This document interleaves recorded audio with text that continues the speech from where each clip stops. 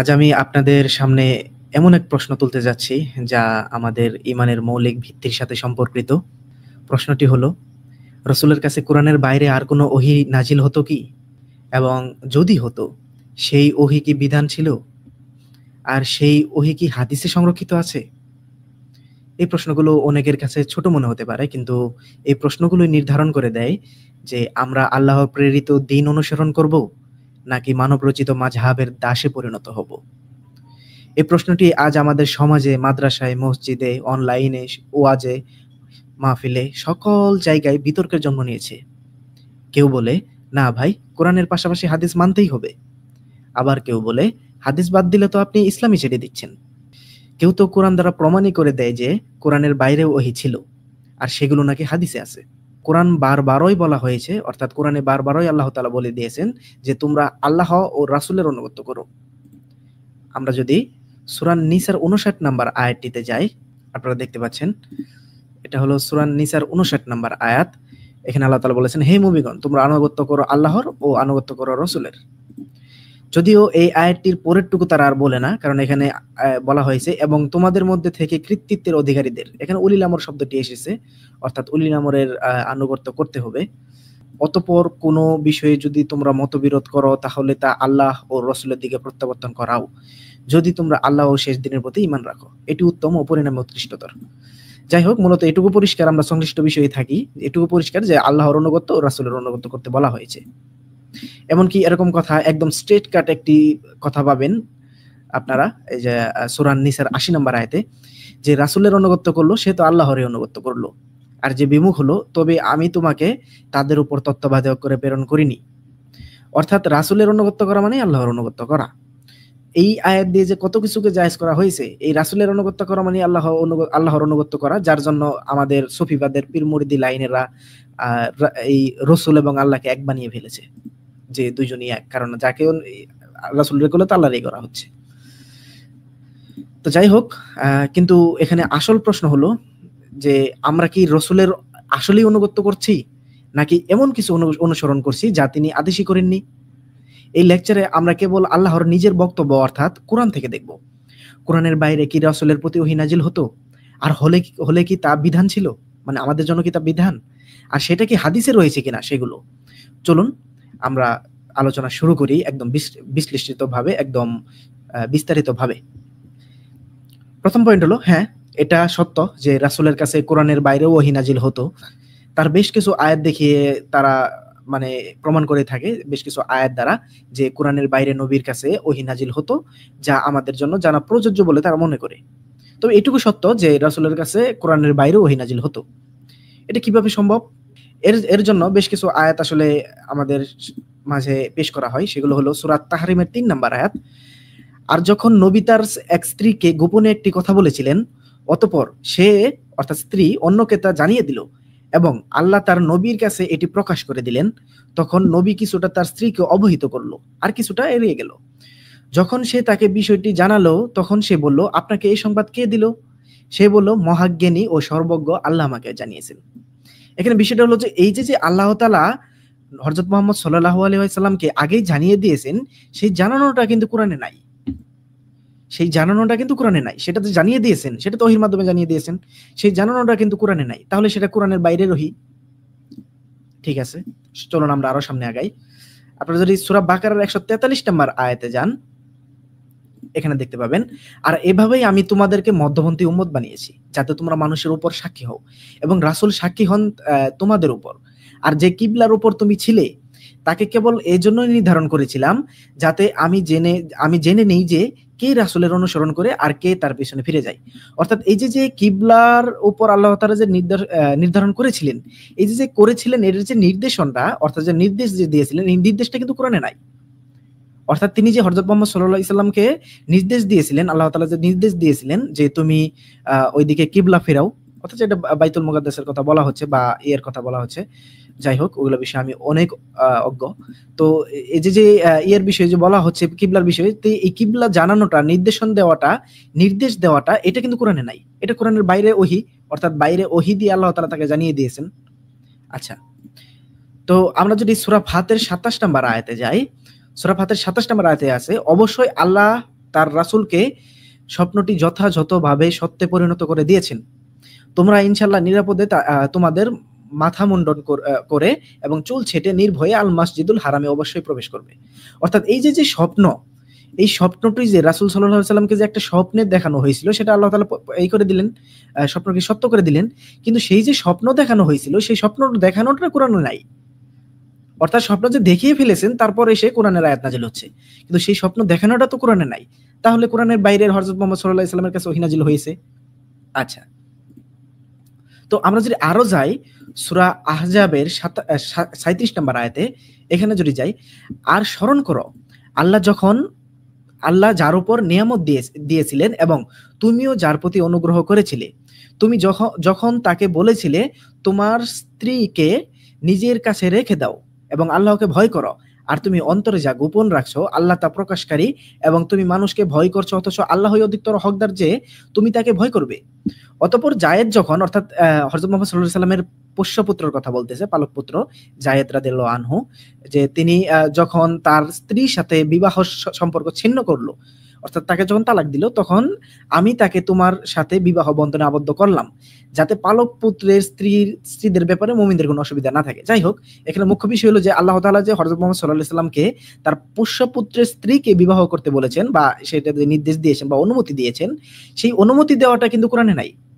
অর্থাৎ কোরআনের বাইরে কোনো একটা ওহী দিয়ে সেই অনুমতিটা দেওয়া হয়েছে। আচ্ছা, তো আরো একটা বিষয় আছে, সেটা হলো সূরা হাশরের 5 নম্বর আয়াত, তোমরা যে সব নতুন খেজুর গাছ কেটে ফেলেছো অথবা সেগুলোকে তাদের মূলের উপর দাঁড়িয়ে থাকতে দিয়েছো, তা তো ছিল আল্লাহর অনুমতি ক্রমে এবং যাতে তিনি ফাসিকদের লাঞ্ছিত করতে পারেন। অর্থাৎ এই যে তোমরা যেসব নতুন খেজুর গাছ কেটে ফেলেছো অথবা সেগুলোকে তাদের মূলের উপর দাঁড়িয়ে থাকতে দিয়েছো, তা তো ছিল আল্লাহর অনুমতি ক্রমে। এই যে আল্লাহ অনুমতি দিয়েছিলেন খেজুর গাছ কাটতে, সেই অনুমতি দেওয়াটা কিন্তু কোরআনে নাই। অর্থাৎ কোরআনের বাইরে তার কাছে ওহী নাজিল হয়েছে। আচ্ছা, তো অর্থাৎ বিভিন্ন আয়াত দ্বারা প্রমাণ হয় যে কোরআনের বাইরেও ওহী ছিল। এটাও সত্য যে কোরআনের বাইরের ওহী বেশ কিছু ঘটনা হাদিসেও রয়েছে। তাহলে সমস্যা কোথায়? আমরা কেন হাদিস মানছি না? চলুন গভীরভাবে আমরা বিশ্লেষণ করি। তাদের আরেকটি শক্ত দলিল হলো সূরা নাজমের 3 এবং 4 নম্বর আয়াত। সূরা নাজমের 3 এবং 4 নম্বর আয়াত যদি আপনারা দেখেন, আর সে মন গড়া কথা বলে না, এবং 4 নম্বর আয়াতটি যদি আমরা দেখি, তা তো কেবল ওহী যা তার প্রতি ওহী রূপে প্রেরণ করা হয়। অর্থাৎ হযরত মুহাম্মদ সাল্লাল্লাহু আলাইহি সাল্লাম মন গড়া কথা বলেন না, তিনি শুধু ওহীর কথা বলেন। ঠিক আছে, আমরা এই আয়াতটিকে ধরে আমরা তাদের সকল বিশ্লেষণ আমরা আগাবো, এই আয়াতটিকে একটা চাবিকাঠি হিসেবে ধরে। আপনারা যদি এটা ধরে নেন যে নবী সাল্লাল্লাহু আলাইহি সাল্লাম ওহীর বাইরে কিছু বলেন না, তিনি যা বলেন সবই ওহী, তাহলে বড় মুশকিলে পড়বেন ও ঈমানে বেশ বড় ধাক্কা খাবেন একটা। কেননা নবীজি সাল্লাল্লাহু আলাইহি সাল্লাম সারা জীবনে অনেক কিছু করেছেন, দৈনন্দিন জীবনে অনেক কথাই বলেছেন, সেগুলো সব তো লিপিবদ্ধ হয়নি। চলুন কোরআনের আয়াত থেকে এটা আমরা খণ্ডন করে দেখি। তর্কের খাতিরে মেনে নিলাম যে রাসূল সাল্লাল্লাহু আলাইহি সাল্লাম ওহী ছাড়া কোনো কিছু বলতেন না, তিনি যা বলতো সবই ওহী, আর আমাদের হাদিস থেকে তা মানতে হবে। আর ওহী মানে যে তা আল্লাহর কথা, তা তো সবাই জানা, সেটা কিন্তু দ্বিমত কেউ করে না। তো সূরা তাহরিমের 1 নম্বর আয়াতে আমরা যাই। সূরা তাহরিমের 1 নম্বর আয়াতে আছে, হে নবী, আল্লাহ তোমার জন্য যা হালাল করেছেন তোমার স্ত্রীদের সন্তুষ্টি কামনায় তুমি কেন তা হারাম করছো? আর আল্লাহ অতি ক্ষমাশীল পরম দয়ালু। আচ্ছা, আমরা যে দেখে আসলাম যে নবী সাল্লাল্লাহু আলাইহি সাল্লাম ওই ছাড়া কোনো কথা বলে না, তাহলে এখানে যে নবী সাল্লাল্লাহু আলাইহি সাল্লাম নিজের জন্য একটি হালাল খাবারকে হারাম করেছিল, এটিকে আল্লাহ নির্দেশ দিয়েছিলেন ওহীর মাধ্যমে? তিনি তো ওহী ছাড়া কিছু করেন না, আমরা যা জানি যে ওহী ছাড়া কোনো কিছু তিনি বলেন না। তিনি যে নিজের জন্য হারাম করেছিলেন হালাল একটি খাবারকে, এটা কি আল্লাহ তার উপর ওহী করেছিল? আর আল্লাহ যদি ওহী করে থাকে, তাহলে আল্লাহ আবার কিভাবে তাকে সংশোধন করে দিচ্ছেন যে তুমি হালাল খাবারকে কেন হারাম করছো? আল্লাহ কি তার সাথে ছলচাতুরি করতেছেন? না, নাউজুবিল্লাহ। আচ্ছা, চলুন সূরা আবাসার 1 থেকে 11 নম্বর আয়াত আমরা পড়ে দেখি। এখানেই না থামি, আমরা আগাই। সূরা আবাসার 1 থেকে যদি আমরা পড়ে দেখি, সে ভ্রুকুঞ্চিত করলো এবং মুখ ফিরিয়ে নিল, অর্থাৎ নবী সাল্লাল্লাহু আলাইহি সাল্লাম মুখ ভার করলো আর মুখ ঘুরিয়ে নিল, কারণ তার কাছে অন্ধ লোকটি আগমন করেছিল। 3 নম্বর আয়াতে যদি যাই, আর কি সে তোমাকে জানাবে যে সে হয়তো পরিশুদ্ধ হতো? অর্থাৎ একটি অন্ধ লোক এসেছিল নবী সাল্লাল্লাহু আলাইহি সাল্লামের কাছে, সে মুখ ভার করলো এবং মুখ ফিরিয়ে নিল তার থেকে। তখন আল্লাহ তাআলা দেখেন তাকে সাবধান করতেছে, আর কিসে তোমাকে জানাবে যে সে হয়তো পরিশুদ্ধ হতো, তুমি তার প্রতি মুখ ফিরিয়ে নিলে সে তো পরিশুদ্ধ হতে পারতো, অথবা উপদেশ গ্রহণ করতো, ফলে সে উপদেশ তার উপকারে আসতো। আর যে বেপরোয়া হয়েছে, পক্ষান্তরে যে বেপরোয়া হয়েছে, তুমি তার প্রতি মনোযোগ দিচ্ছ। অর্থাৎ যে বেপরোয়া হয়েছে, পক্ষান্তরে যে পরোয়া করে না, তুমি তার প্রতি মনোযোগ দিছো। সে যে তোমার কাছে জানতে আছে, তোমার কাছে বুঝতে আসছে, তাকে তুমি পরোয়া করছো না, তাকে তুমি নিজের ভ্রু কঞ্চিয়ে বরং তাকে তুমি ই করলে না, গুরুত্ব দিলে না। আচ্ছা ঠিক আছে, আগাই। অথচ সে পরিশুদ্ধ না হলে তোমার কোনো দায়িত্ব বর্তাবে না। অর্থাৎ যে কোনোটা পরোয়া করে না, সে যদি পরিশুদ্ধ না হয়, তাহলে তো হযরত মুহাম্মদ সাল্লাল্লাহু আলাইহি ওয়াসাল্লাম কোনো দায়িত্ব বর্তাবে না, তার উপরে কোনো সেটা না, দায়িত্ব না। পক্ষান্তরে যে তোমার কাছে ছুটে আসলো, যে কিনা ছুটে আসলো, আর সে ভয়ও করে, অথচ তুমি তার প্রতি উদাসীন হলে, তাই না? তার প্রতি তুমি উদাসীন হলে। আচ্ছা, মূলত 11 নম্বর আয়াত পর্যন্ত পড়তে চাইছি, 11 নম্বর আয়াতে যাই। কখনো নয়, নিশ্চয়ই এটা উপদেশ বাণী। অর্থাৎ যেটা বুঝলাম, এই যে হযরত মুহাম্মদ সাল্লাল্লাহু আলাইহি ওয়াসাল্লামের কাছে একজন লোক আসলো, যে কিনা ছিল অন্ধ লোক। অর্থাৎ সে যখন আসলো, হযরত মুহাম্মদ সাল্লাল্লাহু আলাইহি ওয়াসাল্লাম তার প্রতি গুরুত্ব দিলেন না, অর্থাৎ মুখ ফিরিয়ে নিলেন। এই যে মুখ ফিরিয়ে নিলেন, এই মুখ ফিরিয়েটা নেওয়াটা কি আল্লাহ তাআলার পক্ষ থেকে ছিল? আল্লাহর ওহী ছিল? আল্লাহ কি এমন করতে পারেন যে তিনি প্রথমে ওহী দিয়ে হযরত মুহাম্মদ সাল্লাল্লাহু আলাইহি ওয়াসাল্লামকে বললেন তুমি মুখ ফিরাও, আবার তিনি তারপর বললেন তুমি কেন মুখ ফিরালে? এমন কি হতে পারে? না, এসব হলো খোঁড়াযুক্তি। আচ্ছা যাই হোক, আমরা আগেই স্টেটমেন্ট না দিয়ে আমরা সামনে আরো আগাই। আমরা যদি সূরা তওবার 43 নম্বর আয়াতে যাই, আল্লাহ তোমাকে ক্ষমা করেছেন, তুমি তাদেরকে কেন অনুমতি দিলে যতক্ষণ না তোমার কাছে স্পষ্ট হয় তারা যারা সত্য বলেছে এবং তুমি জেনে নাও মিথ্যাবাদীদেরকে। এই যে দেখুন, আল্লাহ তাআলা তাদেরকে ক্ষমা করেছেন, কিন্তু তুমি কেন তাদের অনুমতি দিলে যতক্ষণ না তোমার কাছে স্পষ্ট হয়। অর্থাৎ যতক্ষণ পর্যন্ত তোমার কাছে স্পষ্ট না হয়, স্পষ্ট হওয়া বলতে বোঝাতে পারে যে তার কাছে ওহী আসে নাই বা কোরআনের আয়াত নাজিল হয় নাই, যে তুমি তাদের কেন অনুমতি দিলে। এই যে অনুমতি তাদেরকে দিয়েছিল, সে তো ওহীর ভিত্তিতে কথা বলে, তাই না? হযরত মুহাম্মদ সাল্লাল্লাহু আলাইহি ওয়াসাল্লাম তো ওহীর ভিত্তিতে কথা বলে, ওহীর ভিত্তিতে তো তাকে অনুমতি দিয়েছিল। তাহলে ওহীর ভিত্তিতে যদি অনুমতি দিয়ে থাকে, তাহলে আল্লাহ কেন তাকে বলতেছেন যে তুমি কেন তাকে অনুমতি দিলে? লজিকটা বুঝেন। আল্লাহ কেন তাকে বলতেছে যে তুমি কেন তাকে অনুমতি দিলে? আল্লাহর অনুমতিতে তো সে অনুমতি দিল। যদি আমরা ধরে নেই যে নবী সাল্লাল্লাহু আলাইহি ওয়াসাল্লাম ওহীর বাইরে কোনো কিছু বলতেন না। যদিও সেখানে অন্য কথা বলা আছে সূরা নাজমের 3 এবং 4 নম্বরতে, সেটা আমি সামনে বলবো। কিন্তু আমরা যদি আদৌ তাদের স্টেটমেন্ট ধরে নেই যে নবী সাল্লাল্লাহু আলাইহি ওয়াসাল্লাম ওহীর বাইরে কিছু বলতেন না, তাহলে এখানে যে নবী সাল্লাল্লাহু আলাইহি ওয়াসাল্লাম অনুমতি দিয়েছিলেন তাদেরকে, সেই অনুমতি আল্লাহ তাআলা কি আগে দিয়ে দিয়েছিলেন এবং তারপরে কি বললেন যে আমি তো তাদের ক্ষমা করেছিলাম, তুমি কেন অনুমতি দিলে? আল্লাহ কি নিজের কথার হেরফের করেন? না। মানে এমন এক বিষয় এটা, যখন আমি এইসব জানতে পারলাম, আমাকে অনেক জায়গায় প্রশ্ন করা হয়েছিল। আমার ভিতরে হয়েছিল, আসলেই তো নবীর কোরআনের বাইরে তো নবী সাল্লাল্লাহু আলাইহি ওয়াসাল্লামের কাছে ওহী নাজিল হতো। কিন্তু পরে আমি দেখলাম আসলে বিষয়টা কি, সেটা আমি সামনে বলতেছি। আগে চলুন আমরা আরো আগাই। সূরা আহজাবের 37 নম্বর যে আয়াতটা, সূরা আহজাবের যে 37 নম্বর আয়াতটা যে আমরা দেখে আসলাম, আর স্মরণ করো আল্লাহ যার উপর নিয়ামত দিয়েছিলেন এবং তুমিও যার প্রতি অনুগ্রহ করেছিলে। তুমি যখন তাকে বলেছিলে তোমার স্ত্রীকে নিজের কাছে রেখে দাও এবং আল্লাহকে ভয় করো, আর তুমি অন্তরে যা গোপন রাখছো আল্লাহ তা প্রকাশকারী, এবং তুমি মানুষকে ভয় করছো, অথচ আল্লাহই অধিকতর হকদার যে তুমি তাকে ভয় করবে। অতঃপর জায়েদ যখন তার স্ত্রীর সাথে বিবাহ সম্পর্ক ছিন্ন করলো, তাকে তোমার সাথে বিবাহ বন্ধনে আবদ্ধ করলাম, যাতে পলক পুত্রের স্ত্রীদের ব্যাপারে মুমিনদের কোনো অসুবিধা না থাকে যখন তারা তাদের স্ত্রীদের সাথে বিবাহ সম্পর্ক ছিন্ন করে, আর আল্লাহর নির্দেশ কার্যকর হয়ে থাকে। অর্থাৎ এনুকে মূলত তারা বিভিন্ন কিছু বলতে পারে, যার জন্য আল্লাহ তাআলা এখানে বলে দিলেন যে আমি যে তোমাকে অনুমতি দিয়েছিলাম, এটা আমি কোরআনের আয়াতে দিয়ে দিলাম, যে তারা যাতে স্পষ্ট হয়ে যায় তুমি আল্লাহর অনুমতি ছাড়া কোনো কিছু করনি। এটাই বিষয়। তিনি পালক পুত্রের স্ত্রীকে বিয়ে করেছেন, অনেকে অনেক কিছু বলতে পারে, যেটা আজ পর্যন্ত মানুষ বলতেছে, যদিও আমাদের কাছে সেটা যুক্তিসঙ্গত মনে হয়, সে বিষয় নিয়ে পরে আলাপ করব। আচ্ছা যাই হোক, আমরা সূরা আনফালের যদি 67 এবং 68 নম্বর আয়াতটি পড়ে দেখি। সূরা আনফালের 66 নম্বর আয়াত, কোন নবীর জন্য সঙ্গত নয় যে তার নিকট যুদ্ধবন্দী থাকবে এবং পণ্যের বিনিময়ে তিনি তাদেরকে মুক্ত করবেন, যতক্ষণ না তিনি জমিনে তাদের রক্ত প্রবাহিত করেন। তোমরা দুনিয়ার সম্পদ কামনা করছো, অথচ আল্লাহ চাচ্ছেন আখিরাত, আর আল্লাহ পরাক্রমশালী ও প্রজ্ঞাবান। এই যে এখানে নবী সাল্লাল্লাহু আলাইহি সাল্লাম তার নিকট যে যুদ্ধবন্দী রাখলো, আল্লাহ তাআলা বলতেছে কোন নবীর জন্য এটা সঙ্গত নয় যে যুদ্ধবন্দী রাখবে। আল্লাহ তাআলা তো নবী সাল্লাল্লাহু আলাইহি সাল্লাম তো আমরা জানি ওহী ছাড়া কোনো কিছু করেন না, ওহী ছাড়া কোনো কিছু বলেন না। তাহলে যে যুদ্ধবন্দী যে রাখছিল, যুদ্ধবন্দী রাখার যে নির্দেশও দিয়েছিল, সেই যুদ্ধবন্দী রাখাটা কি আল্লাহ তাআলার ওহী ছিল? আল্লাহ তাআলা কি আবার পরে বলে দিলেন যে কোন নবীর জন্য সঙ্গত নয় যে যুদ্ধবন্দী রাখা? আল্লাহ কি দুমিখা হইতে পারেন? না, কোনোভাবেই না। দেখেন ৬৮ নম্বর আয়াতে দেখেন, আল্লাহর লিখন অতিবাহিত না হয়ে থাকলে অবশ্যই তারা যা গ্রহণ করেছে সেই বিষয়ে তোমাদের মহা আযাব স্পর্শ করত। তো মূলত যেটা বুঝলাম, আল্লাহ তাআলা কিন্তু ছলচাতুরি করেন না। আচ্ছা, আমি এই ৬৮ নাম্বারটা আপনাদের দেখাই নাই, একটু যে নজর দিয়ে নেন। আল্লাহর লেখন অতিবাহিত না হয়ে থাকলে অবশ্যই তোমরা যা গ্রহণ করেছো সেই বিষয়ে তোমাদেরকে মহা আযাব স্পর্শ করত।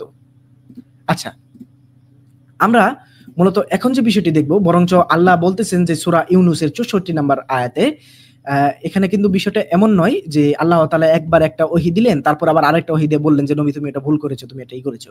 বিষয়টা কিন্তু এমন নয়। আল্লাহ কিন্তু এটা করতে পারে না। এটা একদমই আমাদের ঈমানের বিপক্ষে যায়। তাদের জন্যই সুসংবাদ দুনিয়াবী জীবনে এবং আখিরাতে। আল্লাহর বাণীসমূহে কোনো পরিবর্তন নেই। এটি মহা সফলতা। আল্লাহ বলতেছেন আল্লাহর কথার কোনো হেরফের হয় না। তাহলে আল্লাহ কি হেরফের করতেছেন? একবার নবীকে বলতেছেন তুমি যুদ্ধবন্দী রাখো, একবার বলতেছেন যুদ্ধবন্দী রাখো না। আল্লাহ নবীকে বলতেছেন তুমি একবার ওদেরকে অনুমতি দাও, আবার বলতেছেন তুমি ওদেরকে অনুমতি কেন দিলে? এটা কি সম্ভব? কোনোভাবেই না। একজন ঈমানদারের পক্ষে এটা বিশ্বাস করা অসম্ভব, তাই না? যে আল্লাহর কথায় কোনো নড়বড় হয় না, আর আপনি বলার চেষ্টা করতেছেন যে আল্লাহ এক এক সময় এক এক ওহী দিয়ে নবীর সাথে খেলেছেন। এটা সম্ভব? নাউজুবিল্লাহ। শুধু এই বিষয়ে সীমাবদ্ধ নয়, আমরা তো দেখলাম এই বিষয়গুলো, কিন্তু এই বিষয়ে সীমাবদ্ধ নয়। আপনি যদি কোরআনের ওহী মানতেই চান, তাহলে আপনাকে কিন্তু মৌমাছির হাদিসও মানতে হবে। আপনি মৌমাছির হাদিস কোথায় পাবেন? চলুন আমরা দেখে আসি। এটা হলো সূরা আত-তাওবার 84 নাম্বার হাদিস। আচ্ছা, যাই হোক, এটা আমরা আগে দেখে নেই। এটা আসলে মৌমাছির হাদিস না, এটা আগের প্রেক্ষিতে ছিল। আর তোমাদের মধ্যে যে মারা গিয়েছে তার উপর তুমি জানাজা পড়বে না এবং তার কবরের উপর দাঁড়াবে না। নিশ্চয়ই তারা আল্লাহ ও তার রাসূলকে অস্বীকার করেছে এবং তারা ফাসিক অবস্থায় মারা গিয়েছে। এই যে হযরত মুহাম্মদ সাল্লাল্লাহু আলাইহি ওয়াসাল্লাম আগে তাদের মুনাফিকদের যে জানাজার পড়েছিল, যে মুনাফিকরা মারা গেলে যে জানাজার পড়েছিল, সেটা কি আল্লাহ তাআলার অনুমতিতে পড়েছিল? হযরত মুহাম্মদ সাল্লাল্লাহু আলাইহি ওয়াসাল্লাম নিজে পড়েছেন, এবং তারপরে কি আল্লাহ তাআলা বলে দিচ্ছেন যে তুমি তাদের কে জানাজা পড়ো না?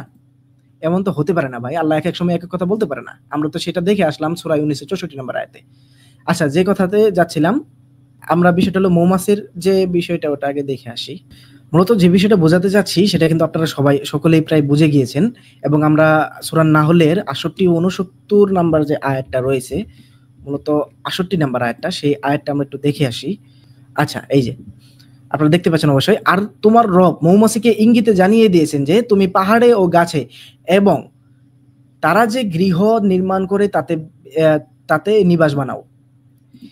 সে কিন্তু এই যে এইটা যদি বলেন অনুবাদটা, তাহলে স্পষ্টভাবে বুঝবেন। তোমার প্রতিপালক মৌমাছির প্রতি ইলহাম করেছেন যে পাহাড়ে, বৃক্ষে আর উঁচু চালে বাসা তৈরি করো। অর্থাৎ মৌমাছির প্রতি আল্লাহ তাআলা ওহী নাজিল করেন।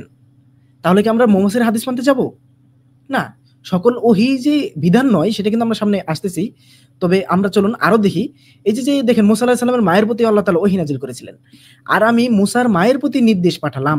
অর্থাৎ এই যে এই আয়াতটা দেখেন, সুন্দর করে পড়ে দেখেন, এখানে ওয়াহি শব্দটা আছে। এখানে দেখেন, আমি মুসার মায়ের প্রতি ওয়াহি করলাম যে তাকে স্তন্যপান করাতে থাকো। যখন তুমি তার সম্পর্কে আশঙ্কা করবে, তখন তুমি তাকে দরিয়ায় নিক্ষেপ করবে, আর তুমি ভয় করবে না, দুঃখও করবে না। আমি তাকে অবশ্যই তোমার কাছে ফিরিয়ে দেব, আর তাকে রাসূলদের একজন করব। অর্থাৎ এই যে মুসা আলাইহিস সালামের মায়ের প্রতি ওহী নাজিল করা হয়েছিল, সেই ওহী আমরা কোথায় পাবো? সেটার হাদিস আমরা কোথায় পাবো? পাবো না তো। তার প্রতি তো আল্লাহ তাআলা ওহী নাজিল করেছেন, তাই না? এমনকি আল্লাহ তাআলা তো ফেরেশতাদের প্রতি ওহী নাজিল করেন। স্মরণ করো, যখন তোমার রব ফেরেশতাদের প্রতি ওহী প্রেরণ করেন যে নিশ্চয়ই আমি তোমার সাথে আছি। এটা পাবে সূরা আনফালের 12 নম্বর আয়াতে। সুতরাং যারা ঈমান এনেছে, ঈমান এনেছে, তোমরা তাদেরকে অনড় রাখো। মূলত এই যে ফেরেশতাদের প্রতি ওহী নাজিল করা হয়েছিল, সেই ওহীকে আমরা যে মানতে যাব, সেটা আমাদের বিধান কিভাবে সম্ভব? সেগুলোর হাদিস কোথায়? যদি মানতেও যাই, সেগুলোর হাদিস কোথায়? আচ্ছা, মূলত যে জিনিসটা বলছিলাম, তাহলে এখন প্রশ্ন হলো, সূরা নাজমের যে ৩ এবং ৪ নম্বর আয়াতে আল্লাহ তাআলা বললেন যে নবী সাল্লাল্লাহু আলাইহি সাল্লাম ওহী ছাড়া কোনো কথা বলেন না। কোন ওহীর কথা বলেছেন যা ছাড়া নবী কোনো কিছু বলেন না? মূলত সেখানে কোরআন প্রতিষ্ঠার জন্য, আমি যেটা আগে একটা ধারণা দিই, যে মূলত কোরআন প্রতিষ্ঠার জন্য আল্লাহর নবী সাল্লাল্লাহু আলাইহি সাল্লাম বিভিন্ন দিক নির্দেশনা দিত। আল্লাহ তাআলা নবী সাল্লাল্লাহু আলাইহি সাল্লামকে বিভিন্ন দিক নির্দেশনা দিত, যা কোরআনের অংশ নয়। কিন্তু আল্লাহর সাথে কথা বলার জন্য তো ওহী ছাড়া কোনো উপায়ও নেই। আল্লাহ কি দিয়ে নির্দেশ দিবে? অবশ্যই ওহী পাঠিয়ে নির্দেশ দিবে। কারণ আল্লাহ নিজেই বলেছেন সূরা শুরার 51 নম্বর আয়াতে, আপনারা দেখুন, কোনো মানুষের এই মর্যাদা নেই যে আল্লাহ তার সাথে সরাসরি কথা বলবেন ওহীর মাধ্যম, পর্দার আড়াল অথবা কোনো দূত পাঠানো ছাড়া। তারপর আল্লাহর অনুমতি সাপেক্ষে তিনি যা চান তাই ওহী প্রেরণ করেন। তিনি তো মহিয়ান প্রজ্ঞাময়। এই যে কোনো মানুষের এই মর্যাদা নাই যে আল্লাহ তাআলার সাথে সরাসরি কথা বলবে, ওহির মাধ্যমে কথা বলতে হবে, পর্দার আড়ালে কথা বলতে হবে, মুহাম্মদ সাল্লাল্লাহু আলাইহি ওয়াসাল্লামের সাথে যেভাবে কথা বলেছে, অথবা দূত পাঠানো হবে, অর্থাৎ রাসূল পাঠানো হবে। তাহলে রাসূল সাল্লাল্লাহু আলাইহি ওয়াসাল্লামের কাছে কিভাবে আল্লাহ তাআলা কথা বলতেন? ওহির মাধ্যমে। তাহলে কোরআন প্রতিষ্ঠার জন্য হযরত মুহাম্মদ সাল্লাল্লাহু আলাইহি ওয়াসাল্লামকে আল্লাহ তাআলা বিভিন্ন ওহী দিতেন যে তুমি এইভাবে এই বিষয়টা বুঝে নাও, এই বিষয়টা করে নাও, যে তুমি এই আয়াতটাকে এখানে রাখো, ওই আয়াতটাকে এখানে রাখো, তাই না? এরকম বিষয় হতেই পারে। আর এটা তো সম্ভব, তাই না? আচ্ছা, মূলত সূরা নাজমের যে ৩ এবং ৪ নাম্বার আয়াতটা, সেখানে যে বলা হলো যে হযরত মুহাম্মদ সাল্লাল্লাহু আলাইহি ওয়াসাল্লাম ওহীর বাইরে কোনো কথা বলতেন না, সেখানে মূলত আল্লাহ তাআলা কি বুঝিয়েছেন? এই আয়াতে রাসূলের সব কথা ওহী, কিন্তু বাস্তবতা হলো এই আয়াতের প্রসঙ্গ পুরো সূরার আগে পেছনে যদি আপনারা মিলিয়ে পড়ে দেখেন, কেবল কোরআনের ওহী সম্পর্কে বলা হচ্ছে। কারণ কোরআন সংরক্ষিত, পরিপূর্ণ, বিশ্লেষিত। আপনারা ৬ নাম্বার সূরার, অর্থাৎ সূরা নাহলের আপনারা ১১৪ নাম্বার, ১১৫ নাম্বার আয়াতে পাবেন। ১৫ নাম্বার সূরা হিজরের আপনি ৯ নাম্বার আয়াতে পাবেন। অর্থাৎ হাদিস কিন্তু সংরক্ষিত হয়নি, সেটা হাদিস কিন্তু পরস্পর বিরোধী। এছাড়াও আল্লাহ তাকে যে দিন প্রতিষ্ঠার জন্যই যে তাকে ওহী পাঠাতেন কোরআনের বাইরের, তা আরো পরিষ্কার প্রমাণ রয়েছে। আপনারা পাবেন হলো সূরা জিনের ৭২ নাম্বার আয়াতে। চলুন আমরা সূরা জিনের ৭২ নাম্বার আয়াতে যাই। আগে মূলত আমরা সেই সূরা নাজমের এটা আমরা আপনাদেরকে একটু দেখিয়ে দেই যে কসম নক্ষত্রের যখন তা আস্ত যায়, তোমাদের সঙ্গী পথভ্রষ্ট হয়নি এবং বিপদগামীও হয়নি। অর্থাৎ তখনকার লোকদেরকে কিন্তু বলতেছে, যখন হযরত মুহাম্মদ সাল্লাল্লাহু আলাইহি ওয়াসাল্লাম কোরআনকে তাদের সামনে পাঠ করে শোনায়, আর সে মন গড়া কথা বলে না, তা তো কেবল ওহী তার প্রতি যা ওহী প্রেরণ করা হয়। আপনারা যদি এখানে লক্ষ্য করেন, এখানে কোথাও নবী বলে সম্বোধন করা হয়নি। এখানে একান্তই তার হযরত মুহাম্মদ সাল্লাল্লাহু আলাইহি ওয়াসাল্লামের প্রসঙ্গ অনুযায়ী কথাবার্তা বলা শুরু করতেছে আল্লাহ তাআলা। এখানে কোথাও বলা হয়নি নবী সাল্লাল্লাহু আলাইহি ওয়াসাল্লাম কোরআন ওহীর বাইরে কোনো কথা বলেন না। বরং এটা আমরা যদি ধরে নিই যে নবী সাল্লাল্লাহু আলাইহি ওয়াসাল্লামের ওহীর বাইরে কোনো কথা বলেন না, তাহলে কিন্তু আমরা বড় মুশকিলে পড়বো, যেটা আমরা আগেই দেখে আসলাম। মূলত এখানে বোঝানো হচ্ছে রাসূল সাল্লাল্লাহু আলাইহি ওয়াসাল্লাম কোরআনের বাইরে কোনো ওহী বলতেন না, কোরআনের বা ওহীর বাইরে কোনো কথা বলতেন না। আর সেই ওহী ছিল কোরআন। বিষয়টা হলো এরকম। আর সেই ওহীর সেই বাইরেও, অর্থাৎ নবী সাল্লাল্লাহু আলাইহি ওয়াসাল্লামের কাছে যে ওহী নাজিল হতো, সেটা কোরআনের বাইরেও হতো, যা আমরা দেখে আসলাম। আচ্ছা, আমরা চলুন আগে সেই সূরা জিনের ২৭ নাম্বার আয়াত আমরা যদি সেই এতে বলে ২৭ এবং ২৮ নাম্বার। আচ্ছা, তবে তার মনোনীত রাসূল ছাড়া আর তিনি তখন তার সামনে ও পিছনে প্রহরী নিযুক্ত করেন। অর্থাৎ রাসূলের কাছে কিন্তু আল্লাহ তাআলা প্রহরী নিযুক্ত করেন। কেন করেন? আল্লাহ তাআলা পরের আয়াতে যায় বলতেছে যে যাতে তিনি এটা জানতে পারেন যে তারা তাদের রবের রিসালাত পৌঁছেছে কিনা, অর্থাৎ হযরত মুহাম্মদ সাল্লাল্লাহু আলাইহি ওয়াসাল্লাম এবং রাসূলরা তার রবের রিসালাত ঠিকমতো পৌঁছেছে কিনা, এটা জানার জন্য ফেরেশতা বা প্রহরী আল্লাহ তাআলা করে দিয়েছেন, পিছনে লাগিয়ে দিয়েছেন। আর তাদের কাছে যা রয়েছে তা তিনি পরিবেষ্টন করে রেখেছেন এবং তিনি প্রতিটি বস্তু গুনে গুনে হিসাব করে রেখেছেন। আচ্ছা, চলুন আমরা আরেকটু আগাই। তিনি কাউকে তার গায়েব, আমরা যে বিষয়টা বুঝতে পারলাম যে তিনি আল্লাহ তাআলা কাউকে গায়েব জানাতেন না, তবে যাকে তিনি রাসূল হিসেবে মনোনীত করতেন তাকেই দেন। অর্থাৎ আমরা যদি এই ২৭ নাম্বার সূরার আমরা দেখি, ২৭ এর আগে হয়তো এই জিনিসটা আমরা পাবো, ২৭ এর পূর্ববর্তী আয়াতে এই জিনিসটা আমরা হয়তো বা পাবো।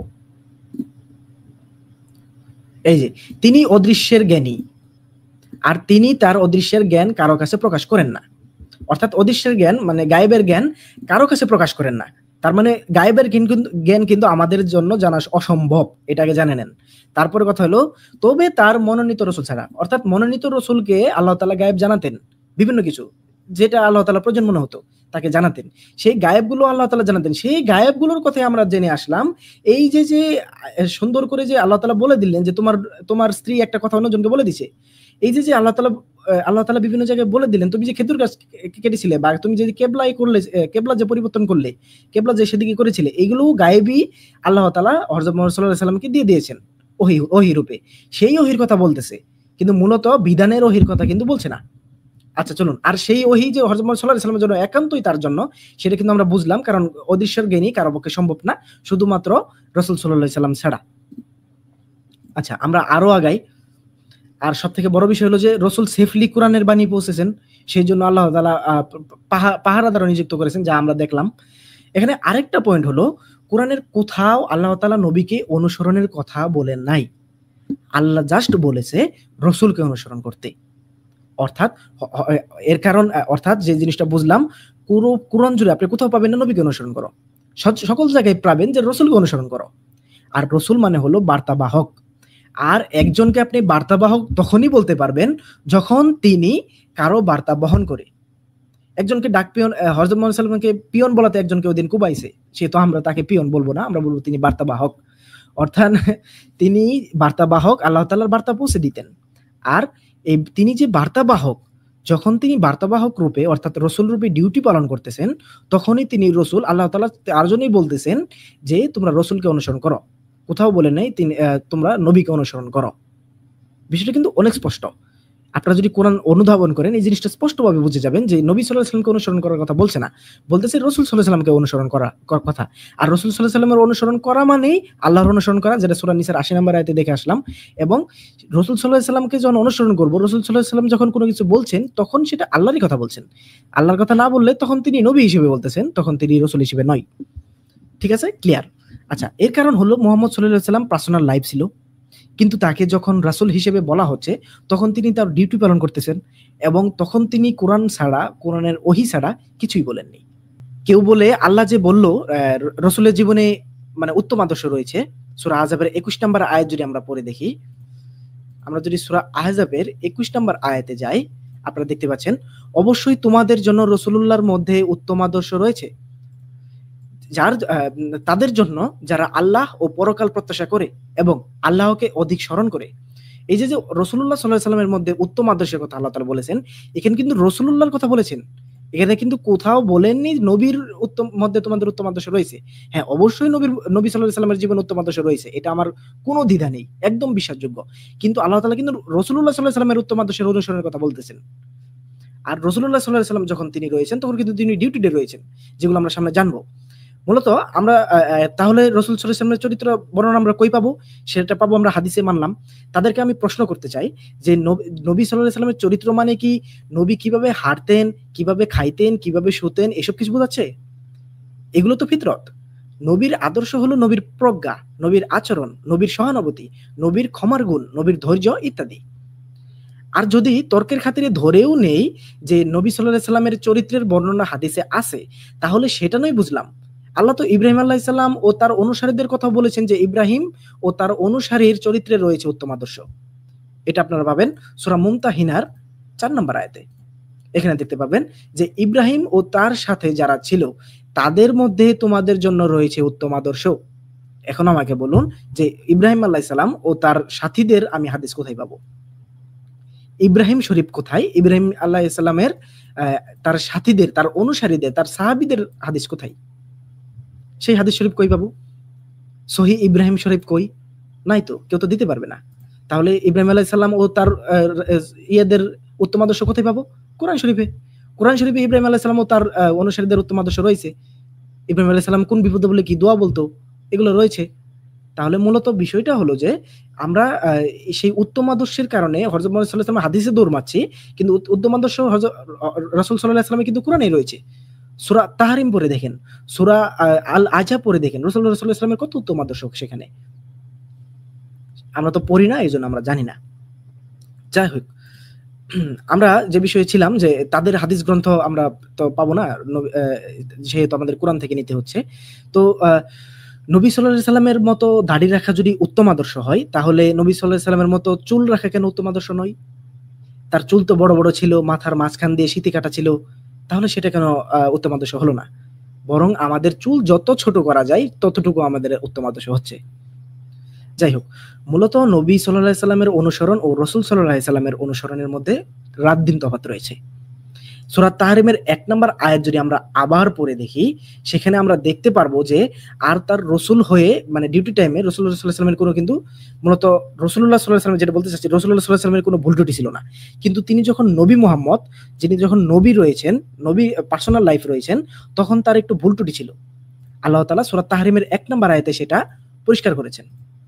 মূলত এগুলো আল্লাহ তাআলা দিয়েছেন কোরআনের আয়াতগুলো, তার ভুল ত্রুটিগুলো যেন হযরত মুহাম্মদ সাল্লাল্লাহু আলাইহি সাল্লামকে কেউ ঈশ্বর রূপে না বানিয়ে নেয়। এগুলো একটা প্রমাণ। যেমন সূরা তাহরিমের ১ নম্বর আয়াতে আল্লাহ তাআলা বলছে, হে নবী, আল্লাহ তোমার জন্য যা হালাল করেছেন, তোমার স্ত্রীদের সন্তুষ্টি কামনায় তুমি কেন তা হারাম করছো? এই যে হযরত মুহাম্মদ সাল্লাল্লাহু আলাইহি সাল্লাম যে নিজের জন্য হারাম করে রেখেছেন, আরো আমরা কিন্তু বেশ কিছু ত্রুটিপূর্ণ কিছু দেখে আসছি, যে হযরত মুহাম্মদ সাল্লাল্লাহু আলাইহি ওয়াসাল্লাম আল্লাহ তাআলার স্পষ্ট আয়াত আসার আগেও কিছু অনুমতি দিয়ে দিয়েছিলেন, সেগুলো তার নবী লাইফে, পার্সোনাল লাইফে। সেগুলো যদি আমরা আল্লাহর ওহী ধরি, তাহলে কিন্তু বড় মুশকিলে পড়বো, যা আমরা আগে দেখে আসলাম। অর্থাৎ এখানে আপনি আবার মনে করেন না যে ভুল বলতে কেউ পাপ বুঝায়, মানে ভুল বলতে কিন্তু কেউ পাপ বুঝেন না। পাপ ও ভুল কিন্তু রাত দিন তফাৎ। নবীরা নিষ্পাপ ছিলেন, কিন্তু তারা ভুল করে ফেলতেন যা আল্লাহ সংশোধন করে দিতেন, যেগুলোর প্রমাণ আমরা প্রথম দিকেও কিন্তু দেখে আসলাম। এবং এখানেও কিন্তু দেখলাম যে হযরত মুহাম্মদ সাল্লাল্লাহু আলাইহি ওয়াসাল্লাম তার নিজের জন্য হারাম করে ফেলেছিলেন একটি হালাল খাবারকে, তার স্ত্রীদের সন্তুষ্টি কামনার জন্য। এটা সাধারণ একটা মিস্টেক। আল্লাহ তাআলা তখন বলে দিলেন যে আল্লাহ অতি ক্ষমাশীল, পরম দয়ালু। আল্লাহ তাকে ক্ষমা করে দিয়েছেন এবং সতর্ক করে দিলেন। তো আমরা যদি এরপরে যাই, কিন্তু যে বিষয়টা আমি বলতে চাইলাম, যে তিনি যখন রাসূলের দায়িত্ব পালন করতেন, তার তখন কোনো ভুল ছিল না। তার সকল কথাই তখন কোরআনের কথা বা আল্লাহ তাআলার ওহীর কথা। অর্থাৎ কোরআনের বাইরে তিনি কোনো কথা বলতেন না, বা আল্লাহ তাআলা যে ওহী দিতেন, সেই ওহীর ভিত্তিতে তিনি কোরআনকে প্রচার করতেন। আর তার কোনো ভুল ছিল না, কারণ আল্লাহ নিজে তাকে সেফটি দিতেন। কিভাবে? আমরা যদি সূরা মাইদার ৬৭ নম্বর আয়াত পড়ে দেখি, সূরা মাইদার ৬৭ নম্বর আয়াত, আমরা যদি সেখানে যাই, এই যে এখানে দেখতে পাচ্ছেন, হে রাসূল, তোমার রবের পক্ষ থেকে তোমার নিকট যা নাজিল করা হয়েছে তা পৌঁছে দাও, আর যদি তুমি না করো তবে তুমি তার রিসালাত পৌঁছালে না। আর আল্লাহ তোমাকে মানুষ থেকে রক্ষা করবেন, নিশ্চয়ই আল্লাহ কাফির সম্প্রদায়কে হিদায়াত করেন না। অর্থাৎ আল্লাহ যে কাফির সম্প্রদায় থেকে, অর্থাৎ সেই কাফির সম্প্রদায় মানুষগুলো থেকে আল্লাহ তাআলা নবীকে রক্ষা করবেন, আল্লাহ তাআলা তাকে সেফটি দিয়েছেন। সিম্পল বিষয়। তার মানে আরো যদি আমরা যাই, এর স্পষ্ট প্রমাণ আরো পাবেন সূরা বানী ইসরাঈলের ৭৩ নম্বর আয়াত থেকে। আমরা যদি সূরা বানী ইসরাঈলের ৭৩ নম্বর আয়াত থেকে যাই, আর তাদের অবস্থা এমন ছিল যে আমি তোমাকে যে ওহী দিয়েছি তা থেকে তারা তোমাকে প্রায় ফিতনায় ফেলে দিয়েছিল, অর্থাৎ প্রায় ফিতনায় ফেলে দিয়েছিল, যাতে তুমি আমার নামে এর বিপরীত মিথ্যা রটাতে পারো। এবং তখন তারা অবশ্যই তোমাকে বন্ধুরূপে গ্রহণ করতো। ওদের কথার সাথে যদি মিলতো কোরআনের কথাটা, রাসূলের কথাটা, সেই জন্য রাসূলকে ম্যানিপুলেট করতেছিল, সিডিউস করতেছিল। যাই হোক, আর আমি যদি তোমাকে অবিচল না রাখতাম, তবে অবশ্যই তুমি তাদের দিকে কিছুটা ঝুঁকে পড়তে। এই যে তাদের দিকে আল্লাহ, হযরত মুহাম্মদ সাল্লাল্লাহু আলাইহি ওয়াসাল্লাম ঝুঁকে পড়তো, তারা যে প্রায় ফিতনায় ফেলাই দিছিল, তখন কিন্তু আল্লাহ তাআলা তাকে এই দৃঢ় প্রতিষ্ঠিত রাখছে যখন তিনি রাসূলের ডিউটি পালন করতেছেন। আমি যেটা বোঝাতে চাচ্ছি, রাসূল হলো বার্তাবাহক, আর নবী হলো তার পার্সোনাল লাইফ রয়েছে। রাসূলের পার্সোনাল কোনো লাইফ নেই। তিনি তখন একান্তই আল্লাহ তাআলার ডিউটি পালন করতেছেন, আল্লাহ তাআলার বার্তা বহন করতেছেন। অথচ কিছুদিন আগে নবী সাল্লাল্লাহু আলাইহি সাল্লামকে একজন পিয়ন বলাতে তার একদম আল্লাহ মানে কি বলবো, তাকে একদম কোপাইছে। তো এই জন্য আমরা নবী সাল্লাল্লাহু আলাইহি সাল্লামকে পিয়ন বলবো না, আমরা তাকে বার্তাবাহকই বলবো। আমরা নবীর শানে বেয়াদবি আসলেই না করি। তো বিষয়টা এমন হলো যে আল্লাহ তাআলার যে বার্তা, সেই বার্তা যখন তিনি বহন করতেছেন, তখনই তিনি রাসূল। আর যখন তিনি বার্তা বহন করে মানুষকে পৌঁছাচ্ছেন না, তখন তিনি পার্সোনাল লাইফে রয়েছেন, নবীর লাইফে রয়েছেন। বিষয়টা হলো এরকম। তো মূলত আল্লাহ তাআলা কিন্তু সকল জায়গায় রাসূলের অনুসরণ কথা বলেছেন, আমি কিন্তু এটা বারবার বললাম। আর হাদিসপন্থীদের যে আরেকটি দাবি রয়েছে, যাই হোক, আরেকটি যে দাবি রয়েছে তাদেরকে, তা হলো নবীকে আল্লাহ তাআলা কোরআন ও হিকমা দিয়েছেন, আর সেই হিকমাই নাকি হাদিস। আচ্ছা, চলুন এর একটি আমরা বিশ্লেষণ, একদম মানে চুনকালি মার্কা একদম বিশ্লেষণ শুরু করি আমরা। তো নবী মুহাম্মদ সাল্লাল্লাহু আলাইহি ওয়াসাল্লামের কাছে কোরআনের মাধ্যমে হিকমা শিক্ষা দিতেন আল্লাহ তাআলা। আমরা যদি সেই হিকমার আয়াতগুলো যদি পড়ে দেখি, সূরা জুমার ২ নম্বর আয়াত, এখানে আপনারা পাবেন যে তিনি উম্মীদের মাঝে একজন রাসূল পাঠিয়েছেন তাদের মধ্যে থেকে, যে তাদের কাছে তিলাওয়াত করে আয়াতসমূহ তাদের পবিত্র করে এবং তাদেরকে শিক্ষা দেয় কিতাব ও হিকমত। এই যে কিতাব আল্লাহর কোরআন, এই যে হিকমত হলো হাদিস, তাদের কথা অনুযায়ী। যদিও ইতিপূর্বে তারা স্পষ্ট গুমাইতে ছিল। আচ্ছা, তাহলে আমরা আয়াতগুলো আগে পড়ে যাই একে একে করে, তাই না? এমনকি সূরা বাকারার ১২৯ নম্বর আয়াতে আল্লাহ তাআলা বলেছেন, হে আমাদের রব, তাদের মধ্যে থেকে একজন রাসূল প্রেরণ করুন, যে তাদের প্রতি আপনার আয়াতসমূহ তিলাওয়াত করবে এবং তাদের কিতাব ও হিকমত শিক্ষা দেবে আর তাদেরকে পবিত্র করবে। এই যে হযরত মুহাম্মদ সাল্লাল্লাহু আলাইহি ওয়াসাল্লাম হিকমত শিক্ষা দিতেন, আল্লাহ তাআলা আগের আয়াতে বলে আসলেন, হিকমত শিক্ষা দিতেন এবং কোরআন শিক্ষা দিতেন। গুড, চলুন আমরা সামনে আগাই। সূরা বাকারার ১৫১ নম্বর আয়াতে, যেভাবে আমি তোমাদের মধ্যে একজন রাসূল প্রেরণ করেছি তোমাদের মধ্য থেকে, যে তোমাদের কাছে আমার আয়াতসমূহ তিলাওয়াত করে তোমাদেরকে পবিত্র করে এবং কিতাব ও হিকমত শিক্ষা দেয়, আর তোমাদেরকে শিক্ষা দেয় এমন কিছু যা তোমরা জানতে না। অর্থাৎ হযরত মুহাম্মদ সাল্লাল্লাহু আলাইহি ওয়াসাল্লাম কিতাব ও হিকমত শিক্ষা দেয়। অবশ্যই তিনি হিকমত ও কোরআন ও হিকমত শিক্ষা দেয়। এতে কোনো অসুবিধা নেই, এতে কোনো দ্বিমত নেই। এবং সূরা আলে ইমরানের ১৬৪ নম্বর আয়াত যদি পড়ি, অবশ্যই আল্লাহ মুমিনদের উপর অনুগ্রহ করেছেন যখন তিনি তাদের মধ্য থেকে তাদের প্রতি একজন রাসূল পাঠিয়েছেন, যে তাদের কাছে তার আয়াতসমূহ তিলাওয়াত করে এবং তাদেরকে পরিশুদ্ধ করে আর তাদেরকে কিতাব ও হিকমত শিক্ষা দেয়, যদিও তারা ইতিপূর্বে স্পষ্ট ভ্রান্তিতে ছিল। একই কথা দুইটি আয়াতে এসেছে। তো মূলত আমরা হিকমত সম্বন্ধে এখন জানলাম। এতে স্পষ্টভাবে বলা হয়েছে রাসূল কোরআনের মাধ্যমে মানুষকে কিতাব ও হিকমত শিক্ষা দিচ্ছেন। তবে আল্লাহ যখন হিকমতের কথা বলছেন তখন তা আসছে এক উৎস থেকে, অর্থাৎ কিতাব কোরআন থেকে আসছে। আর হিকমাও কোরআনের গভীরতা ও ব্যাখ্যা। এই বিষয়গুলো আমি সামনে দেখেন প্রমাণ করতেছি। এমনকি নবী সাল্লাল্লাহু আলাইহি ওয়াসাল্লাম একা নয়, আরো অনেকেই হিকমত পেয়েছেন। সূরা সদের ২০ নম্বর আয়াত যদি আপনারা পড়ে দেখেন, সেখানে আপনারা দেখতে পাবেন যে দাউদ আলাইহিস সালামের কথা বলতেছে এখানে। আর আমি তার রাজত্বকে সুদৃঢ় করেছিলাম এবং তাকে প্রজ্ঞা ও ফয়সালাকারী বক্তৃতা, এটা কি আসলে উচ্চারণ যা বক্তৃতা দিয়েছিলাম। আমরা যদি আরেকটা সুন্দর মতো দিয়ে দেখি যে এখানে আমি তার রাজ্যকে সুদৃঢ় করেছিলাম এবং তাকে দিয়েছিলাম প্রজ্ঞা ও ফয়সালাকারী বক্তৃতা। তাহলে প্রজ্ঞা মানে তো হিকমত, যে আপনারা এখানে পাবেন হিকমা, তাই না? হিকমত আপনারা পাবেন। তো বিষয়টা হলো যে হিকমত শিক্ষা দিতে, হিকমত কিন্তু দাউদ আলাইহিস সালামকে আল্লাহ তাআলা দিয়েছেন। এমনকি নবী লূত আলাইহিস সালামকে হিকমত ও জ্ঞান হিকমত কিন্তু আল্লাহ তাআলা দিয়েছেন। এটা পাবেন সূরা আম্বিয়ার ৭৪ নম্বর আয়াতে। আমার লূতকে আমি প্রজ্ঞা ও জ্ঞান দান করেছিলাম। অর্থাৎ লূত আলাইহিস সালামকেও প্রজ্ঞা, হিকমত আল্লাহ তাআলা দিয়েছিলেন, তাই না? এই যে হুকমা, হিকমত আল্লাহ তাআলা দিয়েছিলেন। আচ্ছা, হিকমত কিন্তু হুকুম থেকে আসে, যাই হোক ওটা আলাদা বিষয়। আমরা একটু দেখি, নবী ইউসুফ আলাইহিস সালামকেও কিন্তু হিকমত আল্লাহ তাআলা দিয়েছিলেন। আমরা যদি সূরা ইউসুফের ২২ নম্বর আয়াত যদি পড়ে দেখি, সেখানে আমরা দেখতে পারবো, আর সে যখন পূর্ণ যৌবনে উপনীত হলো আমি তাকে হিকমত ও জ্ঞান দান করলাম এবং এভাবেই আমি ইহসানকারীদের প্রতিদান দিয়ে থাকি। তাহলে মোট বিষয় হলো যে হিকমত প্রায় নবী রাসূলরাই, মানে সব নবী রাসূলরাই হিকমত পেয়েছেন। আমরা যদি আরো যাই, নবী মুসা আলাইহিস সালামকে আল্লাহ তাআলা হিকমত দিয়েছেন। সূরা কাসাসের ১৪ নম্বর আয়াতে পাবেন। আর মুসা যখন যৌবনে পদার্পণ করলো এবং পরিণত বয়স্ক হলো তখন আমি তাকে বিচার বুদ্ধি ও জ্ঞান দান করলাম। হিকমত দান করেছেন আল্লাহ তাআলা, তাই না? এখানে আপনারা পাবেন এদের হুকুম আল্লাহ তাআলা দান করলেন। আর এভাবেই আমি সৎকর্মশীলদের পুরস্কার দিয়ে থাকি। সিম্পল বিষয়। নবী মুসা আলাইহিস সালামকে আল্লাহ তাআলা হিকমত দান দিয়েছেন এবং কি নবী ঈসা আলাইহিস সালামকে আল্লাহ তাআলা হিকমত দিয়েছেন। এটা পাবেন সূরা আলে ইমরানের ৪৮ নম্বর আয়াতে। আর তিনি তাকে কিতাব, হিকমত, তাওরাত ও ইনজিল শিক্ষা দিলেন।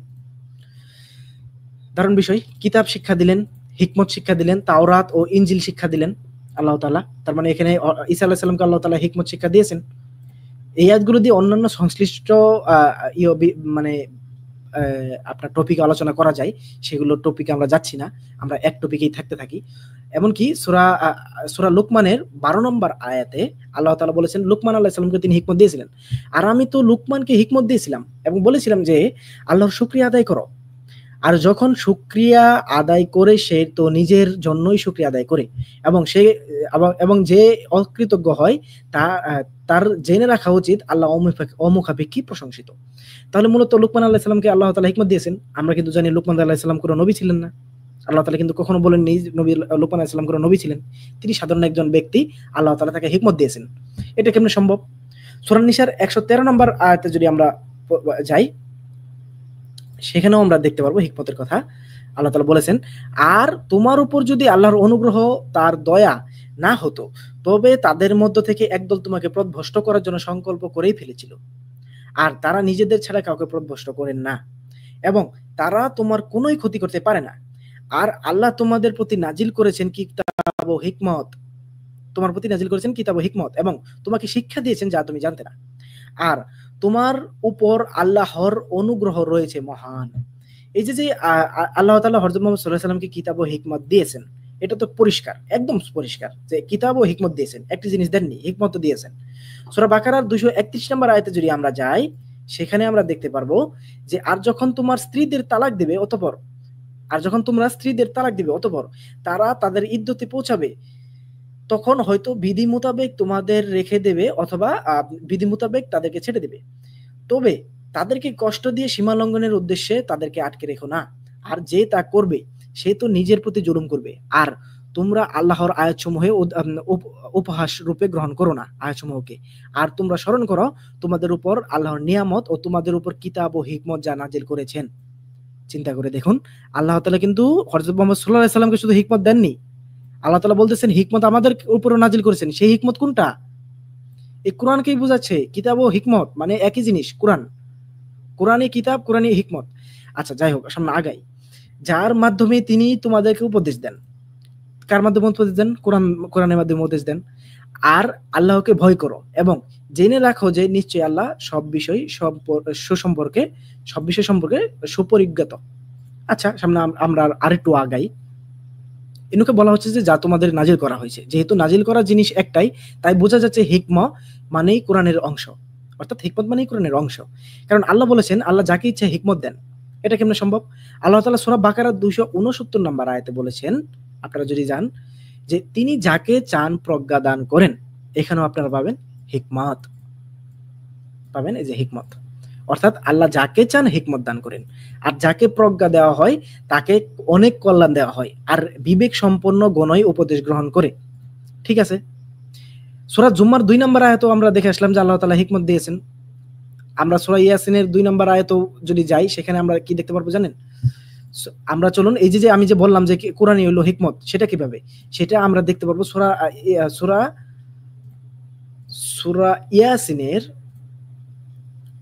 ইয়াসিন। আচ্ছা আমি এখানে ইয়াসিন সূরাটা একটু বের করি। সূরা ইয়াসিন 2, সূরা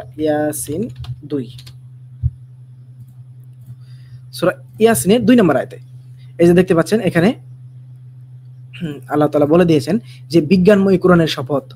এখানে পাবেন আপনি হিকমত শব্দটা পাবেন, অর্থাৎ এই কোরআনই হিকমতপূর্ণ কোরআনের শপথ। নবী সাল্লাল্লাহু আলাইহি সাল্লামকে আল্লাহ তাআলা হিকমত দিয়েছেন এবং কোরআন বা কিতাব দিয়েছেন, কিন্তু আমাদের জন্য কি দিয়েছেন? কোরআন, হিকমতপূর্ণ কোরআন, অর্থাৎ সেই হিকমত আল্লাহ তাআলা কোরআনেই দিয়ে দিয়েছেন। এবং একটা হাদিসও রয়েছে, আমি হাদিসগুলো দেখিয়েছি, সহিহ বুখারীর 112, 114 আমি হাদিসগুলো দেখিয়েছি। সেখানেও আবু বকর রাদিয়াল্লাহু আনহু নিজে বলেছিলেন যে এটা কোন হাদিসের আমার রেফারেন্সটা মনে পড়ছে না, কিন্তু আবু বকর রাদিয়াল্লাহু আনহু বলেছিলেন যে এই সেই কিতাব, যে কিতাব দ্বারা আল্লাহ তাআলা তার রাসূলকে হিদায়াত দিয়েছেন, এই কিতাব যদি তোমরাও আঁকড়ে ধরো, এই কিতাব যদি তোমরাও অনুসরণ করো, তোমরাও তার মতো হিদায়াত প্রাপ্ত হবে। সিম্পল বিষয়। আচ্ছা চলুন আমরা আরেকটু লজিকে যাই। মূলত কোরআন নিজেই হলো হিকমা। এক কথায় নবীকে যে কিতাব ও হিকমা বলতে বোঝানো হয়েছে যে তিনি কোরআন ও কোরআনের গভীর জ্ঞান পেয়েছেন। আর এতে মনে হতে পারে যে হিকমা নবীর কাছ থেকে নিতে হবে, কিন্তু মূলত কোরআন পড়লেই আপনি হিকমা পেতে পারেন। যার জন্য আল্লাহ তাআলা বলেছেন যে তিনি যে কাউকে হিকমা দিতে পারে। হিকমা যে কাউকে কেমনে দিবে, হিকমা মানে যে কাউকে কেমনে দিবে যদি আমরা কোরআনই নাই পড়ি? কোরআন পড়লেই তো তার গভীর উপলব্ধি সম্ভব, গভীর উপলব্ধি তো হিকমত। যাই হোক, সূরা আল ইসরার 39 নম্বর আয়াত যদি আমরা পড়ে দেখি, সেটাতে আরো আমরা স্পষ্ট হব। কিভাবে?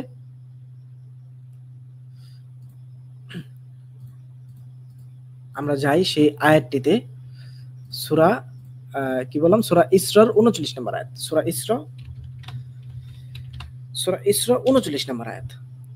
আমরা এখানে দেখতে পারবো যে এগুলো সেই হিকমতভুক্ত যা তোমার রব তোমার নিকট ওহীরূপে পাঠিয়েছেন, আর তুমি আল্লাহর সাথে কোনো উপাস্য নির্ধারণ করো না, তাহলে তুমি জাহান্নামে নিক্ষিপ্ত হবে নিন্দিত বিতাড়িত ভাবে। দেখুন তো কি বুঝেন এখানে? এগুলো সেই হিকমতভুক্ত যা তোমার রব তোমার নিকট ওহীরূপে পাঠিয়েছেন। ওই যে আল্লাহ তাআলা বললেন যে কিতাব ও হিকমত দিয়েছেন, এগুলো সেই হিকমতভুক্ত। আল্লাহ তাআলা কোরআন বোঝার জন্য, তার উপলব্ধি করার জন্য, হযরত মুহাম্মদ সাল্লাল্লাহু আলাইহি সাল্লামকে সঠিকভাবে বোঝার জন্য হিকমত দিয়েছেন, কোরআনের ডাইরেক্ট একদম গভীর উপলব্ধি। এবং এগুলো যে আল্লাহ তাআলা এর পিছনে যে আয়াতগুলো আল্লাহ তাআলা বলে আসলো, সেগুলো হিকমতভুক্ত। কিভাবে? সেগুলো আল্লাহ তাআলা কি বলেছেন চলো আমরা দেখে আসি। আমরা যদি প্রেক্ষাপট অনুযায়ী যদি দেখি, আমরা দেখতে পারবো,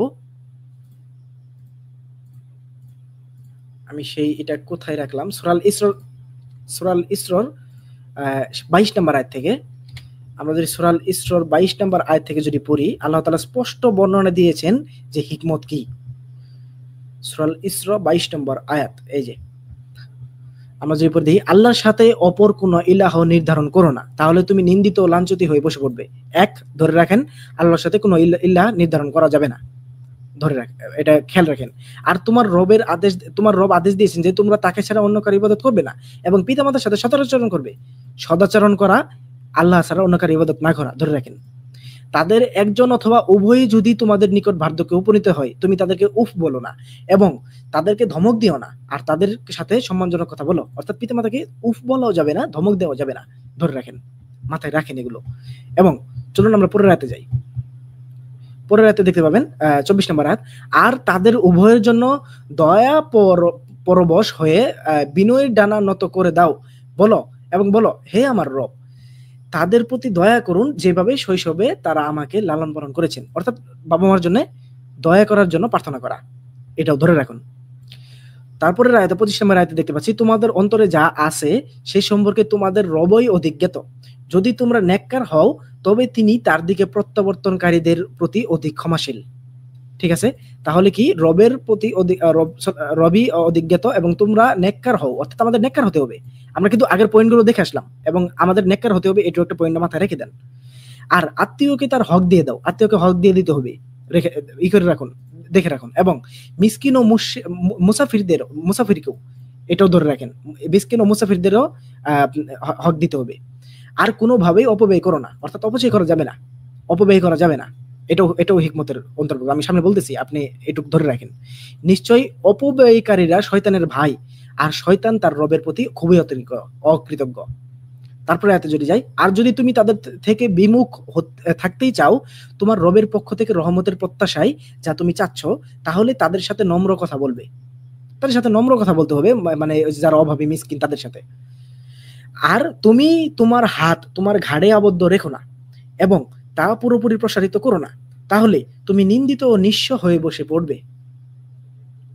তুমি তোমার হাতকে গলার সাথে বেঁধে দিও না, অর্থাৎ গলার সাথে বেঁধে দিলে, হাত বেঁধে দিলে চলবে না, একেবারে প্রসারিত করে দিও না, তা কেবল নিশ্চিত্র মানে তিরস্কৃত নিঃস্ব হয়ে বসে পড়বে। অর্থাৎ যে আমরা গ্রুপে আলোচনা করতেছিলাম, আমার গ্রুপে যে প্রয়োজনের অতিরিক্ত দান করে দেওয়া, আল্লাহ তাআলা এখানে বলে দিয়েছেন যে একদম গলার সাথে হাত বেঁধে দেওয়া যাবে না, অর্থাৎ একদম যে কিছুই নাই, নিঃস্ব হয়ে পড়বার মতো এরকম কিছু করা যাবে না। অর্থাৎ তাদেরকে প্রয়োজনের অতিরিক্ত অবশ্যই দিব, কিন্তু নিজের জন্য অবশ্যই রাখবো, যেন আমি যেন নিঃস্ব না হয়ে যাই। নিশ্চয়ই তোমার রব যাকে ইচ্ছা তার জন্য রিজ প্রশস্ত করে দেন এবং সীমিত করে দেন। তিনি অবশ্যই তার বান্দাদের সম্পর্কে পূর্ণ জ্ঞাত, পূর্ণ দ্রষ্টা। আচ্ছা, আরো পরে যাই। মানে এই আয়াতটা আমার পুরোটুকু পড়তে হচ্ছে কেন, এটুকু মধ্যে অনেক কিছু হিকমতের বিষয়ে পুরো বিস্তারিত রয়েছে। অভাব অনটনের ভয়ে তোমরা তোমাদের সন্তানদেরকে হত্যা করো না, অর্থাৎ সন্তানদেরকে হত্যা করা যাবে না অভাব অনটনের ভয়ে। আমি তাদেরকে রিস্ক দেই এবং তোমাদেরকেও, নিশ্চয়ই তাদেরকে হত্যা করা মহাপাপ। আর তোমরা ব্যভিচারের কাছে যেও না, নিশ্চয়ই তা অশ্লীল কাজ ও মন্দ পথ। অর্থাৎ ব্যভিচারের কাছেও যেহেতু আল্লাহ তাআলা না করছেন, এটাও ধরে রাখেন, এই সবগুলো পয়েন্ট একটু মাথায় রাখেন। আর তোমরা সেই নফসকে হত্যা করো না যা আল্লাহ হারাম করেছেন সঙ্গত কারণ ছাড়া। যে অন্যায়ভাবে নিহত হয় সে অবশ্যই তার অভিভাবককে ক্ষমতা দিয়েছি, অবশ্যই আমি তার অভিভাবককে ক্ষমতা দিয়েছি, সুতরাং হত্যার ব্যাপারে সে সীমা লঙ্ঘন করবে না, নিশ্চয়ই সে হবে সাহায্য প্রাপ্ত। আচ্ছা, কাউকে হত্যা করা যাবে না। তারপরে যাই, আর তোমরা ইয়াতিমের সম্পদের কাছে যেও না সুন্দরতম পন্থা ছাড়া, যতক্ষণ না সে বয়সের পূর্ণতায় উপনীত হয়। আর অঙ্গীকার পূর্ণ করো, নিশ্চয়ই অঙ্গীকার সম্পর্কে জিজ্ঞাসাবাদ করা হবে। অর্থাৎ অঙ্গীকার সম্পর্কে কিন্তু আল্লাহ তাআলা জিজ্ঞাসাবাদ করা হবে। অঙ্গীকার পূর্ণ করতে হবে, সুন্দর পন্থা ছাড়া ইয়াতিমদের কাছে যাওয়া যাবে, ইয়াতিমদের সম্পদে যাওয়া যাবে না, এগুলো মাথায় রাখেন। আর মাপে পরিপূর্ণ দাও যখন তোমরা পরিমাপ করো এবং সঠিক দাড়ি পাল্লায় ওজন করো, এটা কল্যাণকর ও পরিণামে সুন্দরতম। মাপে পরিপূর্ণ দিতে হবে, কোনো অসৎ কারবার করা যাবে না, তাই না? আর যে বিষয় তোমার জানা নাই তার অনুসরণ করো না, নিশ্চয় কান, চোখ ও অন্তঃকরণ এদের প্রতিটি ব্যাপারে সে জিজ্ঞাসিত হবে। অর্থাৎ যার প্রতি আমাদের কোনো জ্ঞান নাই, যার বিষয়ে জানা নাই, সেটার অনুসরণ করা যাবে না, এটাও ধরে রাখেন। আমরা কিন্তু তাই করতেছি অবশ্য। আচ্ছা, আমরা প্রায় কাছাকাছি এসে পড়ছি। আর জমিনে বড়াই করে চলো না, তুমি তো কখনোই জমিনকে ফাটল ধরাতে পারবে না এবং উচ্চতায় কখনো পাহাড় সমান কিছুতে পারবে না, এটাও রাখেন। অর্থাৎ বড়াই করে চলা যাবে না, অহংকার করা যাবে না। এই সবের যা মন্দ তা তোমার রবের নিকট অপছন্দনীয়। এই সবগুলোর যা মন্দ তার রবের কাছে অপছন্দনীয়। এইগুলোই সেই হিকমতভুক্ত যা তোমার রব তোমার নিকট ওহীরূপে পাঠিয়েছেন। আর তুমি আল্লাহর সাথে কোনো উপাস্য নির্ধারণ করো না, তাহলে তুমি জাহান্নামে নিক্ষিপ্ত হবে, নিন্দিত বিতাড়িত হবে। তাহলে এর ইতিপূর্বে আমরা যে সেই 22 নম্বর আয়াত থেকে পড়ে আসলাম, যতগুলো আল্লাহ তাআলা বৈশিষ্ট্য বললো, যতগুলো নির্দেশনা দিল, সেই সবকিছুই হিকমতভুক্ত। অর্থাৎ হিকমত কোথায় যায় খুঁজতেছেন আপনি? হিকমত কোরআনে। প্রেক্ষাপট অনুযায়ী একটু ভাবুন, একমাত্র আল্লাহর ইবাদত, মা বাবার সাথে সদ্ব্যবহার, ব্যয় ও কৃপণতার ভারসাম্য, ব্যভিচার না করা, হত্যা না করা, ইয়াতিমদের সম্পদ না খাওয়া, পরিমাপে সঠিক দেওয়া, অহংকার না করা। এরপরেই বলা হচ্ছে যে এইসব বিধানই হিকমত, যা তোমার প্রতি ওহী করা হয়েছে। অর্থাৎ কোরআনে যা কিছু নাজিল হয়েছে সেটাই ওহী এবং হিকমা উভয়ই। তর্কের খাতিরে যদি ধরেও নেই যে হিকমাই হাদিস, ধরে নিলাম, তাহলে আল্লাহ কেন বললেন যাকে ইচ্ছা তিনি হিকমা দান করেন? আল্লাহ কি যাকে ইচ্ছা হাদিস দান করেন?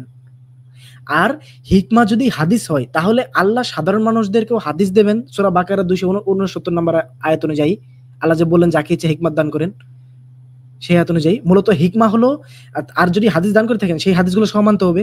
যেই একটা হাদিস এসে বলবে তার কথা আমাদের মানতে হবে, বলবে যে আমি হিকমত প্রাপ্ত, আল্লাহ তাআলা এটা দিয়েছেন।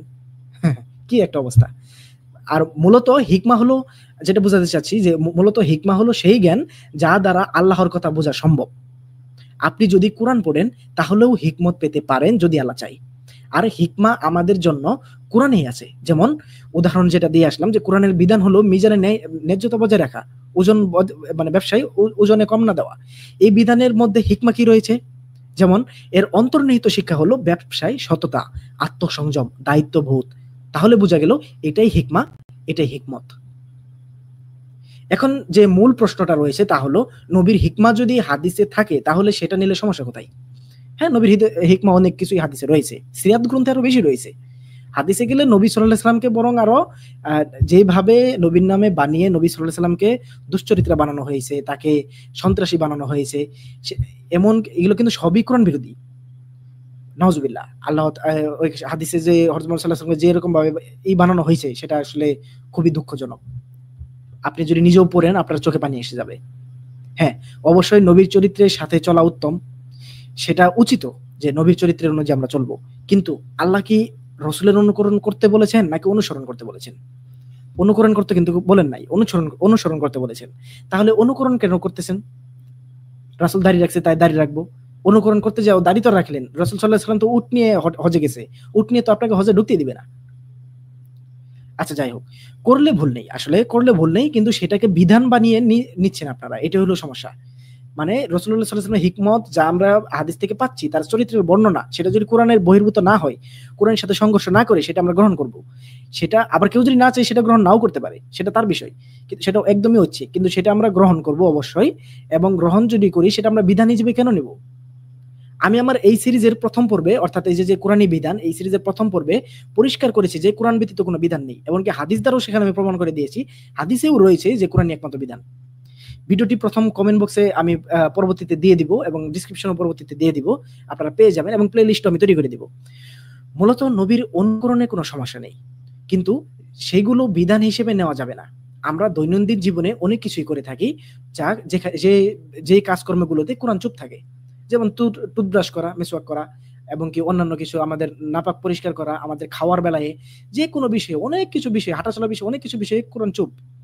সেগুলো আমরা ঐচ্ছিক হিসেবেই কিন্তু করি, আমাদের ফিতরত হিসেবে ঐচ্ছিক হিসেবে। তেমনি কোরআনের বাইরের সবকিছুকেই ঐচ্ছিক। কেউ চাইলে হাদিস থেকে নেবে, কেউ চাইলে অন্যভাবেও করতে পারে, যদি সেটা কোরআন বহির্ভূত না হয়, উত্তম আদর্শ যদি হয়। কিন্তু মূল কথা হলো কোরআনের সাথে সংঘর্ষ যেন না হয়। চলুন এবার আসি হাদিসকে নবীর সেই কোরআনের বাইরের ওহী ও কোরআনের ব্যাখ্যা হওয়ার প্রসঙ্গে। ওই যে হাদিসকে যে বলা হচ্ছে যে কোরআনের বাইরের ওহী, সেই প্রসঙ্গে আমরা এখন আসি। অনেকেই সূরা নাহলের 44 নম্বর আয়াত দেখায়, দেখিয়ে বলেন যে নবী সাল্লাল্লাহু আলাইহি সাল্লাম কোরআন ব্যাখ্যা করতেন। তার ব্যাখ্যা ছাড়া বুঝবো কিভাবে? চলুন আমরা মূলত এই বিষয়টাই আমরা আগে ক্লিয়ার করে দেই। সূরা নাহলের 44 নম্বর আয়াত, তাদের প্রেরণ করেছি, অর্থাৎ পূর্ববর্তী রাসূলদের প্রেরণ করেছে স্পষ্ট প্রমাণাদি ও কিতাবসমূহ, এবং তোমার প্রতি নাজিল করেছি কুরআন, যাতে তুমি মানুষের মধ্যে স্পষ্ট করে দিতে পারো যা তাদের প্রতি নাজিল হয়েছে, আর যাতে তারা চিন্তা করে। আচ্ছা, এই যে স্পষ্ট করে দিতে পারো, সেখানে অনেক জায়গায় এসেছে যেন ব্যাখ্যা করে দিতে পারো, তারা অনেক জায়গায় ব্যাখ্যা শব্দটা এনেছেন, কিন্তু এখানে আপনি কোথাও ব্যাখ্যার আরবি পাবেন না। ব্যাখ্যার আরবি হলো তাফসিল বা তাফসির, কিন্তু এখানে আপনি পাবেন হলো বায়ান। বুঝছেন? আপনি এখানে পাবেন বায়ান। এই যে দেখুন, লিতুবাইনা, অর্থাৎ লিতুবাইনা, এই যে বায়ান শব্দের অর্থ হলো স্পষ্ট করে দেওয়া, যা হুবহু বলে দেওয়া, এরকম একটা বিষয়। আর রাসূল সাল্লাল্লাহু আলাইহি সাল্লাম যদি এখানে বলেই থাকেন যে রাসূল সাল্লাল্লাহু আলাইহি সাল্লামের উপরই করেছেন, তিনি যাতে ব্যাখ্যা করে দিতে পারেন। রাসূল সাল্লাল্লাহু আলাইহি সাল্লাম তো আল্লাহর কথার বাইরেই কথা বলেননি, সে বিষয়ে আমরা আসবো। আল্লাহর কথার বাইরেই তিনি কথা বলেননি, তিনি আবার নিজে কিভাবে ব্যাখ্যা করে দেন। আবার আরেকটা বিষয় আছে, সূরা কিয়ামার 19 নম্বর আয়াতে আল্লাহ তাআলা বলতেছেন যে অতঃপর এর বিশদ ব্যাখ্যার দায়িত্ব আমারই।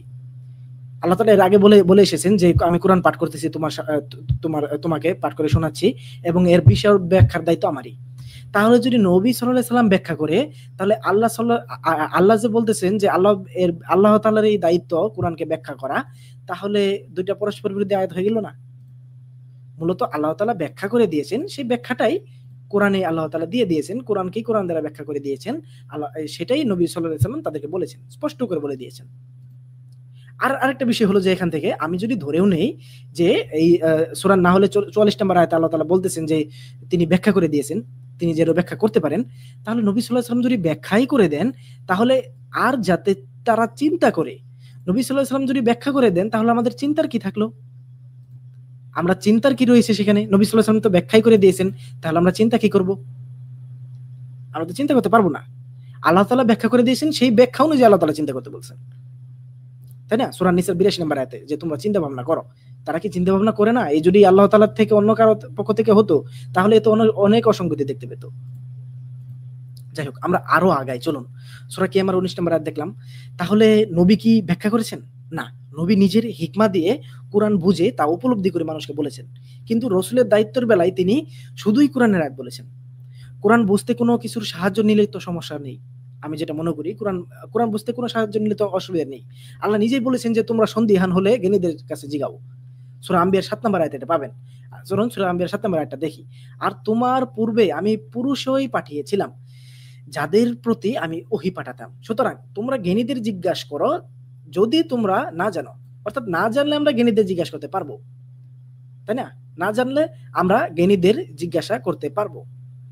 তাহলে জ্ঞানীদের জিজ্ঞাসা করলে সমস্যা কোথায়? আমরা তো কোরআনের বাইরে যাচ্ছি না। সে যদি কোরআনের বাইরে বলে, আমরা তো ধরে ফেলবো। কোরআনের এই কথার সাথে তো কোনোভাবে মিলতেছে না, গোঁজামিল দিচ্ছে, আমরা তো ধরে ফেলবো। মানুষ তো হাদিস, ফিক এগুলোরও গোঁজামিল দিলে মানুষ ধরে ফেলে, জ্ঞান না থাকলেও ধরে ফেলে। এগুলো তো মানুষের বিবেক আল্লাহ তাআলা দিয়ে দিয়েছে। সূরা শুআরার 11 নাম্বার থেকে যদি আপনি আয়াত পড়ে দেখেন, আল্লাহ তাআলা বলে দিয়েছে, জন্মের পরে আল্লাহ তাআলা বিবেক দিয়ে দিয়েছেন। সৎকর্মের অসৎকর্মের বিবেক আল্লাহ তাআলা দিয়ে দিয়েছেন। কোনটা সৎ কোনটা মিথ্যা আল্লাহ তাআলা আমরা বুঝতে পারি। যাই হোক, আমরা যদি আরো আগাই, এমনকি নবী সাল্লাল্লাহু আলাইহি সাল্লামকে আল্লাহ তাআলা কিন্তু পূর্ববর্তী কিতাবদের থেকেও কিন্তু জিজ্ঞাসা করার মতো অনুমতি দিয়েছেন। জিজ্ঞাসা করার ক্ষেত্রে কোনো অসুবিধা নেই, জানার ক্ষেত্রে কোনো অসুবিধা নেই, জানতে পারি যে কোনো জায়গা থেকে। ইতিহাস হোক, হাদিস হোক, তাফসির হোক, মানে সিরাত হোক, যে কোনো জায়গা থেকে আমরা জানতে পারি, কিন্তু কোরআনের মানদণ্ডে, কোরআনের বহির্ভূত সেটা যাতে না হয়। সুতরাং আমি তোমার নিকট যা নাজিল করেছি, আল্লাহ তাআলা বলতেছেন, সুতরাং আমি তোমার নিকট যা নাজিল করেছি তা নিয়ে তুমি যদি সন্দেহ থাকো, এটা পাবেন সূরা ইউনূসের 94 নম্বর আয়াতে, তাহলে যারা তোমার পূর্ব থেকেই কিতাব পাঠ করছে তাদেরকে জিজ্ঞাসা করো, অবশ্যই তোমার নিকট তোমার রবের পক্ষ থেকে সত্য এসেছে। সুতরাং তুমি সন্দেহ পোষণকারীদের অন্তর্ভুক্ত হয়ো না। এই যে আল্লাহ তাআলা বলতেছে যে নবী, তুমি যদি সন্দেহ করো, তাহলে তুমি পূর্ববর্তী যাদের কাছে কিতাব রয়েছে তাদেরকে জিজ্ঞাসা করো।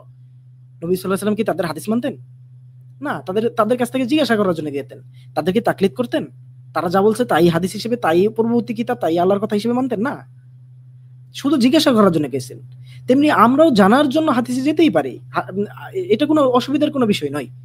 তবে চলুন আমরা আরো বিষয়টা আমরা একটু আরো ঘাটাঘাটি করি। সুতরাং জানতে যাওয়া কোনো সমস্যা নয়। এই বলে এই না যে তিনি আহলে কিতাবের বিধান মানতেন।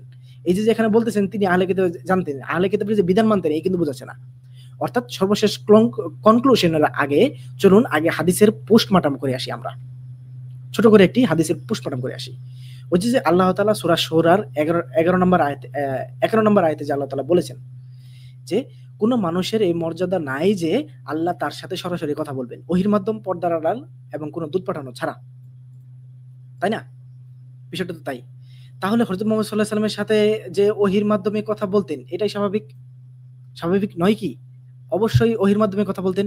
কিন্তু প্রশ্ন হলো, সকল ওহি কি কোরআনের মতো বিধান?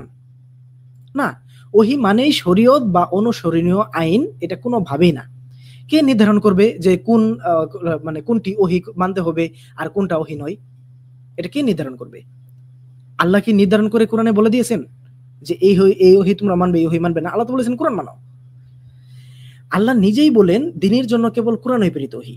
চলুন এটার প্রমাণ দেই, ওই বিষয়ে যত আয়াত আছে সবগুলো একসাথে করে চলুন। সূরা ইউনূসের সূরা ইউনূসের 15 নম্বর আয়াত। আমরা যদি সূরা ইউনূসের 15 নম্বর আয়াতে যাই, আল্লাহ তাআলা বলেছেন, আর যখন তাদের সামনে আমার আয়াতসমূহ সুস্পষ্ট রূপে পাঠ করা হয় তখন যারা আমার সাক্ষাতের আশা রাখে না তারা বলে, এটি ছাড়া অন্য কোরআন নিয়ে এসো অথবা একে বদলাও। আর বলো, মানে তুমি তাদের বলো যে আমার নিজের পক্ষ থেকে এতে কোনো পরিবর্তনের অধিকার নেই। আমি তো শুধু আমার প্রতি অবতীর্ণ ওহীর অনুসরণ করি। নিশ্চয় আমি যদি রবের অবাধ্য হই তবে ভয় করি কঠিন দিনের আযাবের। চিন্তা করে দেখুন, হযরত মুহাম্মদ সাল্লাল্লাহু আলাইহি ওয়াসাল্লাম নিজে বলতেছে যে তার কোনো অধিকার নেই পরিবর্তন করার। আপনি কি বলতে চাচ্ছেন যে ব্যভিচারিণীর শাস্তি আল্লাহ তাআলা দিয়েছেন 100 বেত্রাঘাত, নবী সাল্লাল্লাহু আলাইহি ওয়াসাল্লাম দিয়েছেন রজম মারার হাদিস, রজম মারার বিধান, এটা আমাকে বিশ্বাস করতে বলেন? যে তিনি পাথর মেরে হত্যা করতে বলেছেন? কিভাবে সম্ভব? যাই হোক, আমরা সামনে আরো আগাই, আমরা বিভিন্ন বিষয়গুলো করব। আমি তো কেবল সেই ওহীর অনুসরণ করি যা আমার প্রতি প্রত্যাদেশ করা হয়েছে। এই জিনিসটা আমরা দেখে আসলাম। বলুন, আমি তো নিজের পক্ষ থেকে এটিকে পরিবর্তন করতে পারি না, এটাও আমরা দেখে আসলাম। আমি তো শুধু ওহীর অনুসরণ করি, একদম স্পষ্ট আয়াত। যাই হোক, সূরা আনামের 50 নম্বর আয়াত যদি আমরা পড়ে দেখি, এখানে আপনারা দেখতে পারবেন, বলো তোমাদেরকে আমি বলি না আমার কাছে আল্লাহর ভান্ডারসমূহ রয়েছে, আমি গায়েবও জানি না, এবং তোমাদেরকে বলি না নিশ্চয়ই আমি ফেরেশতা। আমি কেবল তাই অনুসরণ করি যা আমার কাছে ওহী প্রেরণ করা হয়। বলো, অন্ধ আর চক্ষুমান কি সমান হতে পারে? অতএব তোমরা কি চিন্তা করবে না? সিম্পল বিষয়। হযরত মুহাম্মদ সাল্লাল্লাহু আলাইহি ওয়াসাল্লাম ওহীর অনুসরণ করতেন। এখন কেউ বলতে পারে যে সেই ওহী তো হাদিসেও রয়েছে, শুধু তো কোরআন নয়, কোরআনের বাইরে ওহী যে রয়েছে তা তো আমরা জেনে আসলাম। আমি কিন্তু সেখানে বলেছি কোরআনের বাইরে ওহীগুলোকে আপনি যদি বিধান হিসেবে নেন তাহলে বিপদে পড়বেন, ইমানের অনেক কিছু বিপদে পড়বেন। এমনকি আপনি যদি ধরে নেন নবী সাল্লাল্লাহু আলাইহি ওয়াসাল্লাম ওহীর বাইরে কথা বলতেন না, তাহলে আরো বিপদে পড়বেন। তিনি ওহীর বাইরে কথা বলতেন, তার কাছে তখন ওহী নাজিল হতো না। ওহী যেটা বলতেন তিনি তখন রাসূল, ওহীর কথা যখন বলতেন। সিম্পল বিষয়, ক্যালকুলেশনটা একটু ধরুন, মাথাতে একটু খাটান। নবীর স্পষ্ট ঘোষণা, আমি নিজের জ্ঞান বা বাহ্যিক কিছু দিয়ে না, কেবল ওহীর অনুসরণ করি। সূরা আহকাবের 9 নম্বর আয়াত, সেটাও যদি আমরা যাই, চলুন, এটা একদম স্পষ্ট একটি আয়াত, যে আয়াত দিয়ে আপনার হাদিসপন্থীরা দিয়ে থাকে। এই আয়াতগুলো আমি কেন আনছি? কারণ তারা এগুলো বলে, এগুলো দিয়ে থাকে, এমনকি আমাকেও পাঠায়। বলো, আমি রাসূলদের মধ্যে নতুন নই, আর আমি জানি না আমার ও তোমাদের ব্যাপারে কি করা হবে। আমার প্রতি যা ওহী করা হয় আমি কেবল তারই অনুসরণ করি, আর আমি একজন সুস্পষ্ট সতর্ককারী মাত্র। এখান পর্যন্ত আমরা কিন্তু স্পষ্ট না যে শুধুমাত্র কোরআনের কথা বলতেছে, ওহীর কথা কিন্তু বলতেছে। অর্থাৎ এখানে কিন্তু শুধু কোরআনের এরকম কিছু লেখা নেই, তাই না? ওহীর হিসেবেই তিনি তো যা আল্লাহ তাআলা ওহী পাঠাতেন তাই তো অনুসরণ করতেন। ঠিক আছে, চলুন আমরা আরো আগাই। সূরা সাবার 50 নম্বর আয়াতে যাই। সূরা সাবার 50 নম্বর আয়াত যদি বলেন, দেখেন, বলো আমি যদি পথভ্রষ্ট হয়ে যাই তবে আমার অকল্যাণে আমি পথভ্রষ্ট হব, আর যদি আমি হিদায়াতপ্রাপ্ত হই তবে তা এই জন্য যে আমার রব আমার প্রতি ওহী প্রেরণ করেন, নিশ্চয় তিনি সর্বশ্রোতার অতি নিকটবর্তী। ঠিক আছে, আমরা চলুন আরো আগাই। সূরা ইউসুফের 3 নম্বর আয়াতে যাই, বেশি দেরি করব না আমরা। সূরা ইউসুফের শুধু 3 নম্বর আয়াতে, আমি তোমার নিকট সুন্দরতম কাহিনী বর্ণনা করছি, এই কোরআন আমার ওহী হিসেবে তোমার কাছে প্রেরণ করার মাধ্যমে। আমরা এতক্ষণ যাবত দেখে আসলাম যে আল্লাহ তাআলা ওহী প্রেরণ করেন, ওহী প্রেরণ করেন, কিন্তু বিধান হিসেবে আল্লাহ তাআলা কি ওহী প্রেরণ করেন? এই কোরআন, তাই নয় কি? এই কোরআন ওহী প্রেরণ করেন। আচ্ছা চলুন আরো স্পষ্ট প্রমাণে যাই। সূরা কাহফের 27 নম্বর আয়াতে আরো কিছু রয়েছে, সেটা আমরা একটু দেখে আসি আগে। সূরা কাহফের 27 নম্বর, আর তোমার রবের কিতাব থেকে তোমার নিকট যে ওহী পাঠানো হয়, তোমার রবের কিতাব থেকে তোমার নিকট যে ওহী পাঠানো হয় তুমি তা তিলাওয়াত করো, তার বাণীসমূহের কোনো পরিবর্তনকারী নেই এবং তিনি ছাড়া কোনো আশ্রয়স্থলও তুমি পাবে না। আচ্ছা ঠিক আছে, চলুন আমরা সামনে আরো আগাই। এইবার আমরা যে জিনিসটা জানবো, যে জিনিসটা দেখবো একদম স্পষ্ট, সবগুলো আয়াতকে আমরা একত্র করলে এখন এই আয়াত দ্বারা আমরা সবগুলোকে একইবারে বুঝে যাব। বলো, সাক্ষ্য হিসেবে সবচেয়ে বড় বস্তু কি? বলো, আল্লাহ সাক্ষী ও আমার ও তোমাদের মধ্যে, তাই না? আর এই কোরআন আমার কাছে ওহী করে পাঠানো হয়েছে যেন তোমাদেরকে ও যার কাছে এটা পৌঁছাবে তাদেরকে এর মাধ্যমে আমি সতর্ক করি। তোমরাই কি সাক্ষী দাও যে আল্লাহর সাথে রয়েছে অন্যান্য উপাস্য? বলো, আমি সাক্ষ্য দেই না। বলো, তিনি কেবল এক ইলাহ, আর তোমরা যা শরীক করো আমি নিশ্চয়ই তা থেকে মুক্ত। এই যে স্পষ্ট করে বলে দিল আল্লাহ তাআলা, আর এই কোরআন আমার কাছে ওহী করে পাঠানো হয়েছে যেন তোমাদেরকে ও যার কাছে এটা পৌঁছাবে তাদেরকে এর মাধ্যমে আমি সতর্ক করি। যার মাধ্যমে এটা পৌঁছাবে মানে কি আমাদের কাছে পৌঁছেছে, আর তোমাদেরকে মানে কি তখনকার যুগের মানুষদের, তখনকার যুগের মানুষদের নবী সাল্লাল্লাহু আলাইহি সাল্লাম এই কোরআন দ্বারাই তাদেরকে সতর্ক করেছে। কোরআন কিন্তু সতর্কবাণী, এই কোরআন দ্বারাই সতর্ক করেছে, এবং আমাদের কাছে যাদের পৌঁছালো এদেরকেও আল্লাহ এদেরকেও এই সতর্ক করলো, অর্থাৎ এই কোরআন আমাদেরকে কিন্তু সতর্ক করলো। অর্থাৎ আল্লাহ তাআলা যে কোরআন নাজিল করেছেন এটা কিন্তু স্পষ্ট, ওহীরূপে তিনি কোরআন নাজিল করেছেন। আচ্ছা চলুন আরো একটু আমরা ইয়েতে যাই। এখন যে মূল বিষয়টা হলো যে বলুন কোন বস্তু সবচেয়ে যে বিষয়টা আমরা আরেকটা পড়ে আসলাম, তাহলে কি আপনারা কি বুঝলেন যে অনুসরণযোগ্য শুধুই কোরআন কিন্তু, আর সেই কোরআনকে প্রতিষ্ঠা করার জন্য আল্লাহ ও রসুলের মাঝেও কথোপকথন হতেই পারে, আর সেই কথোপকথন হয়েছে ওহী দ্বারা, কিন্তু তা আপনার আমার জন্য না। স্টেট কাট কথা, হযরত মুহাম্মদ সাল্লাল্লাহু আলাইহি সাল্লামের কাছে যে ওহী নাজিল হতো সেটা আপনার আমার জন্য না, সেটা কোরআনকে প্রতিষ্ঠা করার জন্য আল্লাহ এবং রসুলের মধ্যে কথোপকথন। সেটাও যদি বিধান হতো তাহলে কেন আল্লাহ কোরআনকে শুধু সংরক্ষণ করলেন, কেন হাদিসকে সংরক্ষণ করলেন না, কেন সেখানে জাল জয়ীব ঢুকলো? সূরা আল হিজরের 9 নম্বর আয়াতে আল্লাহ তাআলা বলেছেন, আপনারা যদি সূরা আল হিজরের 9 নম্বর আয়াতটি দেখেন, এখানে আল্লাহ তাআলা বলেছেন নিশ্চয় আমি কোরআন নাজিল করেছি আর আমি হেফাজতকারী।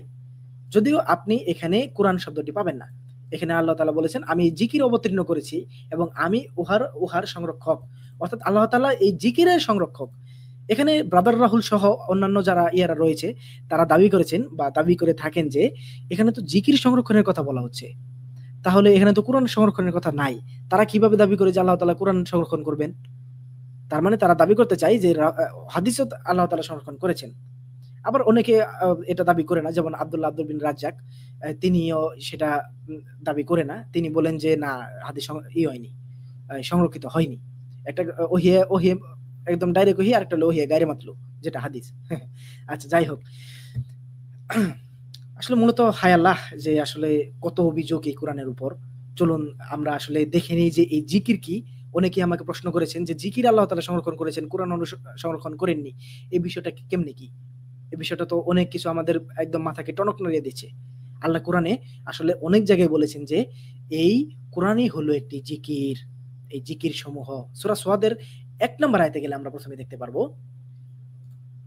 সূরা সাদ 1 নম্বর আয়াত, সাদ কসম উপদেশপূর্ণ কোরআনের, অর্থাৎ কসম উপদেশপূর্ণ কোরআনের।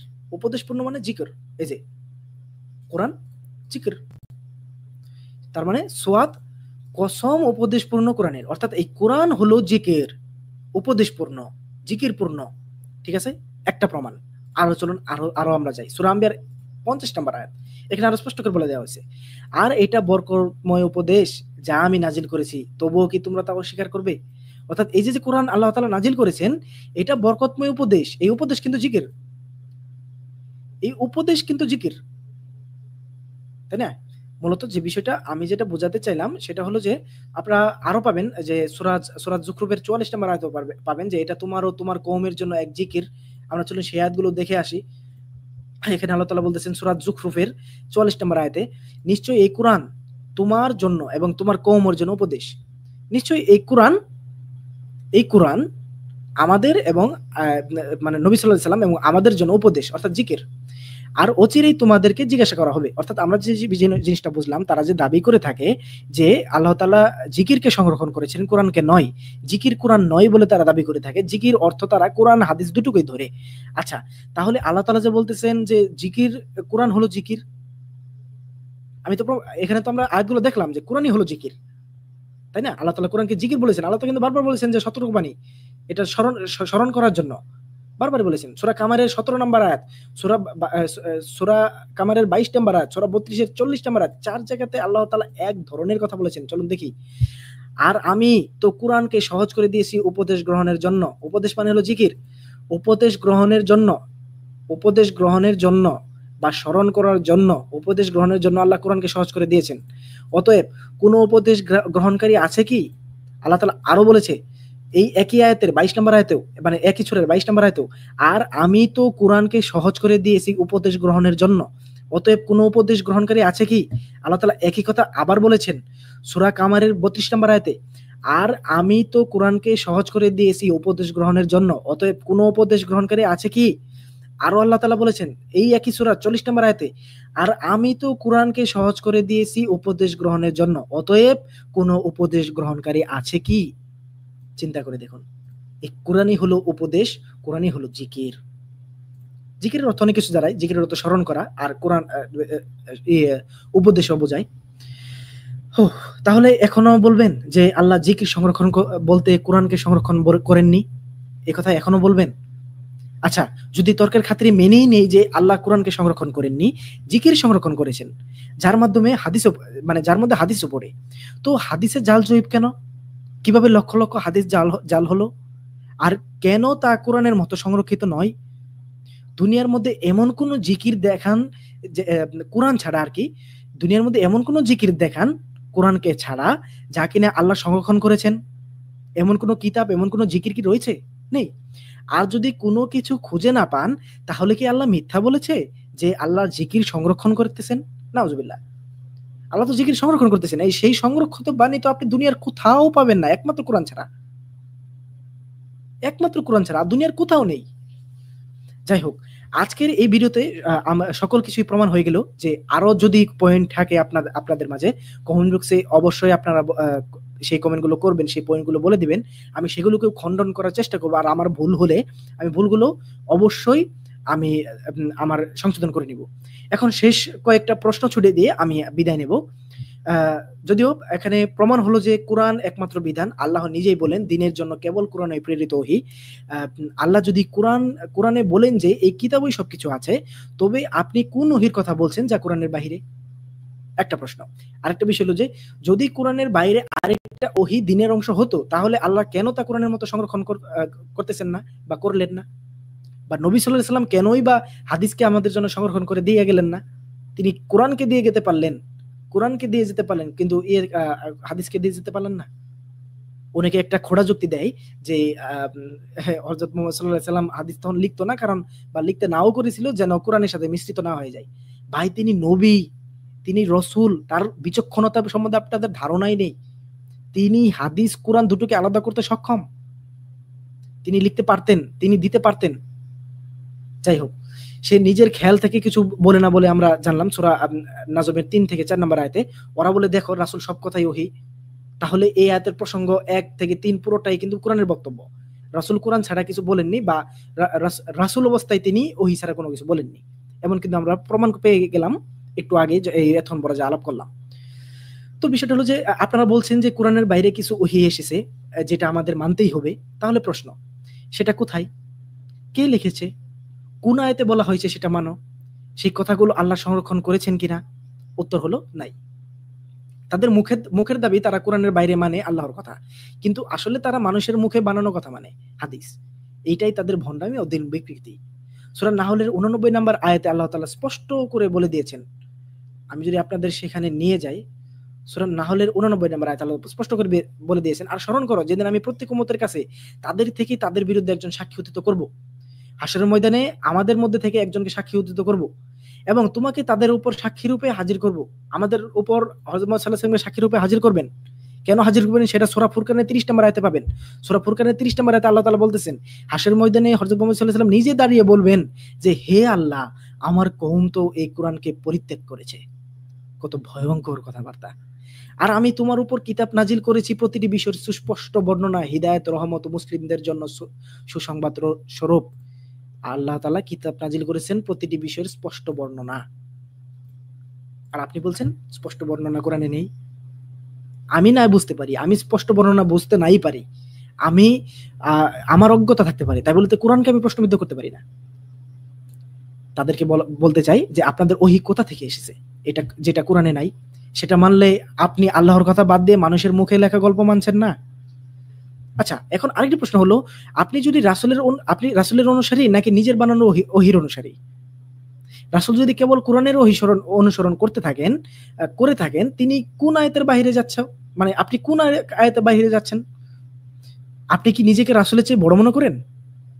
আচ্ছা, যাই হোক, আপনি কি এমন রাসূল বানাচ্ছেন যা নিজের বানানো কথা নিজেই ওহী বলে চালায়? এটা কোরআনের কোথায় আছে? আচ্ছা, এবার আরেকটু কঠোর একটি প্রশ্ন হলো যে, আপনারা কথিত ওহী যা রাসূল সাল্লাল্লাহু আলাইহি ওয়াসাল্লামকে কোরআনের বাইরে বলেছেন সেটা সংরক্ষণ করেছে কে? আল্লাহ বলেননি কোরআনের বাইরের মানে বাইরে কিছু সংরক্ষণ করবেন। আল্লাহ এটা বলেননি। তাহলে আপনি কিভাবে কোরআনের যে বাইরের ওহী মানো সেটার দায়িত্ব মানে কার ছিল? সেটার দায়িত্ব কার ছিল যে কোরআনের বাইরে যে ওহী মানতে হবে সেটার দায়িত্ব কার ছিল? অবশ্যই আল্লাহ তাআলা ছিল। তাহলে কোথায় সংরক্ষিত? উত্তর নেই। তারপর আরেকটা বিষয় হলো যে আপনি এই আয়াত দিয়ে মানে সূরা নাজমের সেই ৩-৪ নম্বর আয়াত দিয়ে রাসূলের মুখের কথা ওহী প্রমাণ করতেছেন। অথচ রাসূল নিজেই কখনো বলেননি এই কথাগুলো আমার ওহী, এগুলো মানো। এই কথা কোথাও তিনি বলেননি। তুমি তো মানে বিষয়টা হলো এরকম, এই যে ঈসাই গ্রন্থে মানে ঈসাই গ্রন্থে না, এই যে ঈসা আলাইহিস সালামের তাকে যে ঈশ্বর রূপে মানে খ্রিস্ট ধর্মে, সেই খ্রিস্ট ধর্মেও কিন্তু কোথাও ঈসা আলাইহিস সালাম বলে নাই যে আমাকে ঈশ্বর রূপে মানো। একই সিস্টেম মানে প্যাটার্নটা একই। আমরাও একই করতেছি। হযরত মুহাম্মদ সাল্লাল্লাহু আলাইহি ওয়াসাল্লাম নিজেও বলেননি আমার কথা মানো। হযরত মুহাম্মদ সাল্লাল্লাহু আলাইহি ওয়াসাল্লাম নিজে বলেছেন যে আল্লাহর কথা মানো, কিতাব মানো, কোরআন মানো। সে জায়গায় আমরা বলতেছি রাসূলকে মানতে হবে। রাসূলকে অবশ্যই মানবো কোরআন অনুযায়ী। তুমি তো আল্লাহর চেয়ে বেশি মানে বিষয়টা হলো যে আপনি তো আল্লাহর চেয়ে বেশি জানতেছেন এখন। আচ্ছা, সূরা আরাফের ২৮ নম্বর আয়াত যদি আমরা পড়ে দেখি, আমি ইতিমধ্যে শেষ করে দিব। আর যখন তারা কোনো অশ্লীল কাজ করে তখন বলে আমরা এতে তোমাদের পিতৃপুরুষদেরকে পেয়েছি এবং আল্লাহ আমাদেরকে এর নির্দেশ দিয়েছেন। বলেন নিশ্চয়ই আল্লাহ অশ্লীল কাজের নির্দেশ দেন না। তোমরা কি আল্লাহর ব্যাপারে এমন কিছু বলছো যা তোমরা জানো না? কথাটা খেয়াল রাখেন। তোমরা কি আল্লাহর ব্যাপারে এমন কিছু বলছো যা তোমরা জানো না? আমরা কিন্তু তাই করতেছি। আমরা যা জানি না আল্লাহর ব্যাপারে এমন কিছুই আমরা বলতেছি। আল্লাহ তাআলা বলতেছে তোমরা আল্লাহর নামে এমন ওহী চালাও যা তিনি নাযিল করেননি, সংরক্ষণ করেননি, কিতাব রূপে পাঠাননি। এটা কি আল্লাহর নামে মিথ্যাচার নয়? রাসূলের প্রতি কোরআনের বাইরে ওহী এসেছিল। তাই সেটা মানতেই হবে। এই দাবিটা হলো কোরআনের বিরুদ্ধে সর্বপ্রথম মিথ্যাচার। এটা দ্বীনের নামে মানুষের মুখের বানানো কথা দিয়ে আল্লাহর বিধান বানানোর চেষ্টা, যেটা একমাত্র আল্লাহর অধিকার। যে ওহী কিতাব হয় না সেটা রাসূল লিখে যাননি। মানে যে ওহীটি কিতাব হয় না, যেটা রাসূল লিখে যাননি, যেটা সংরক্ষিত না, সেটা আপনি কিভাবে আল্লাহর পক্ষ থেকে বলে চালাচ্ছেন? এটা আল্লাহর নামে কি মিথ্যাচার নয়? ওরা যখন বলে রাসূলের সব কথাই ওহী, তখন সরাসরি একটা কথা বলা যায় যে তাহলে তিনি কোন হাতে খাবেন, কোন ভাবে দাঁড়াবেন, মানে ঘোড়ায় ওঠার আগে কোন পা মানে ঘোড়াতে যে উঠবে, ঘোড়াতে ওঠার সময় কোন পা রাখবেন, সবই কি ওহী? তাহলে তো তার হাঁটা চলা, চুল আঁচড়ানো, কাঁধে বর্শা ঝোলানো, যুদ্ধ কৌশল সবকিছুতেই শরীয়ত হতে হবে।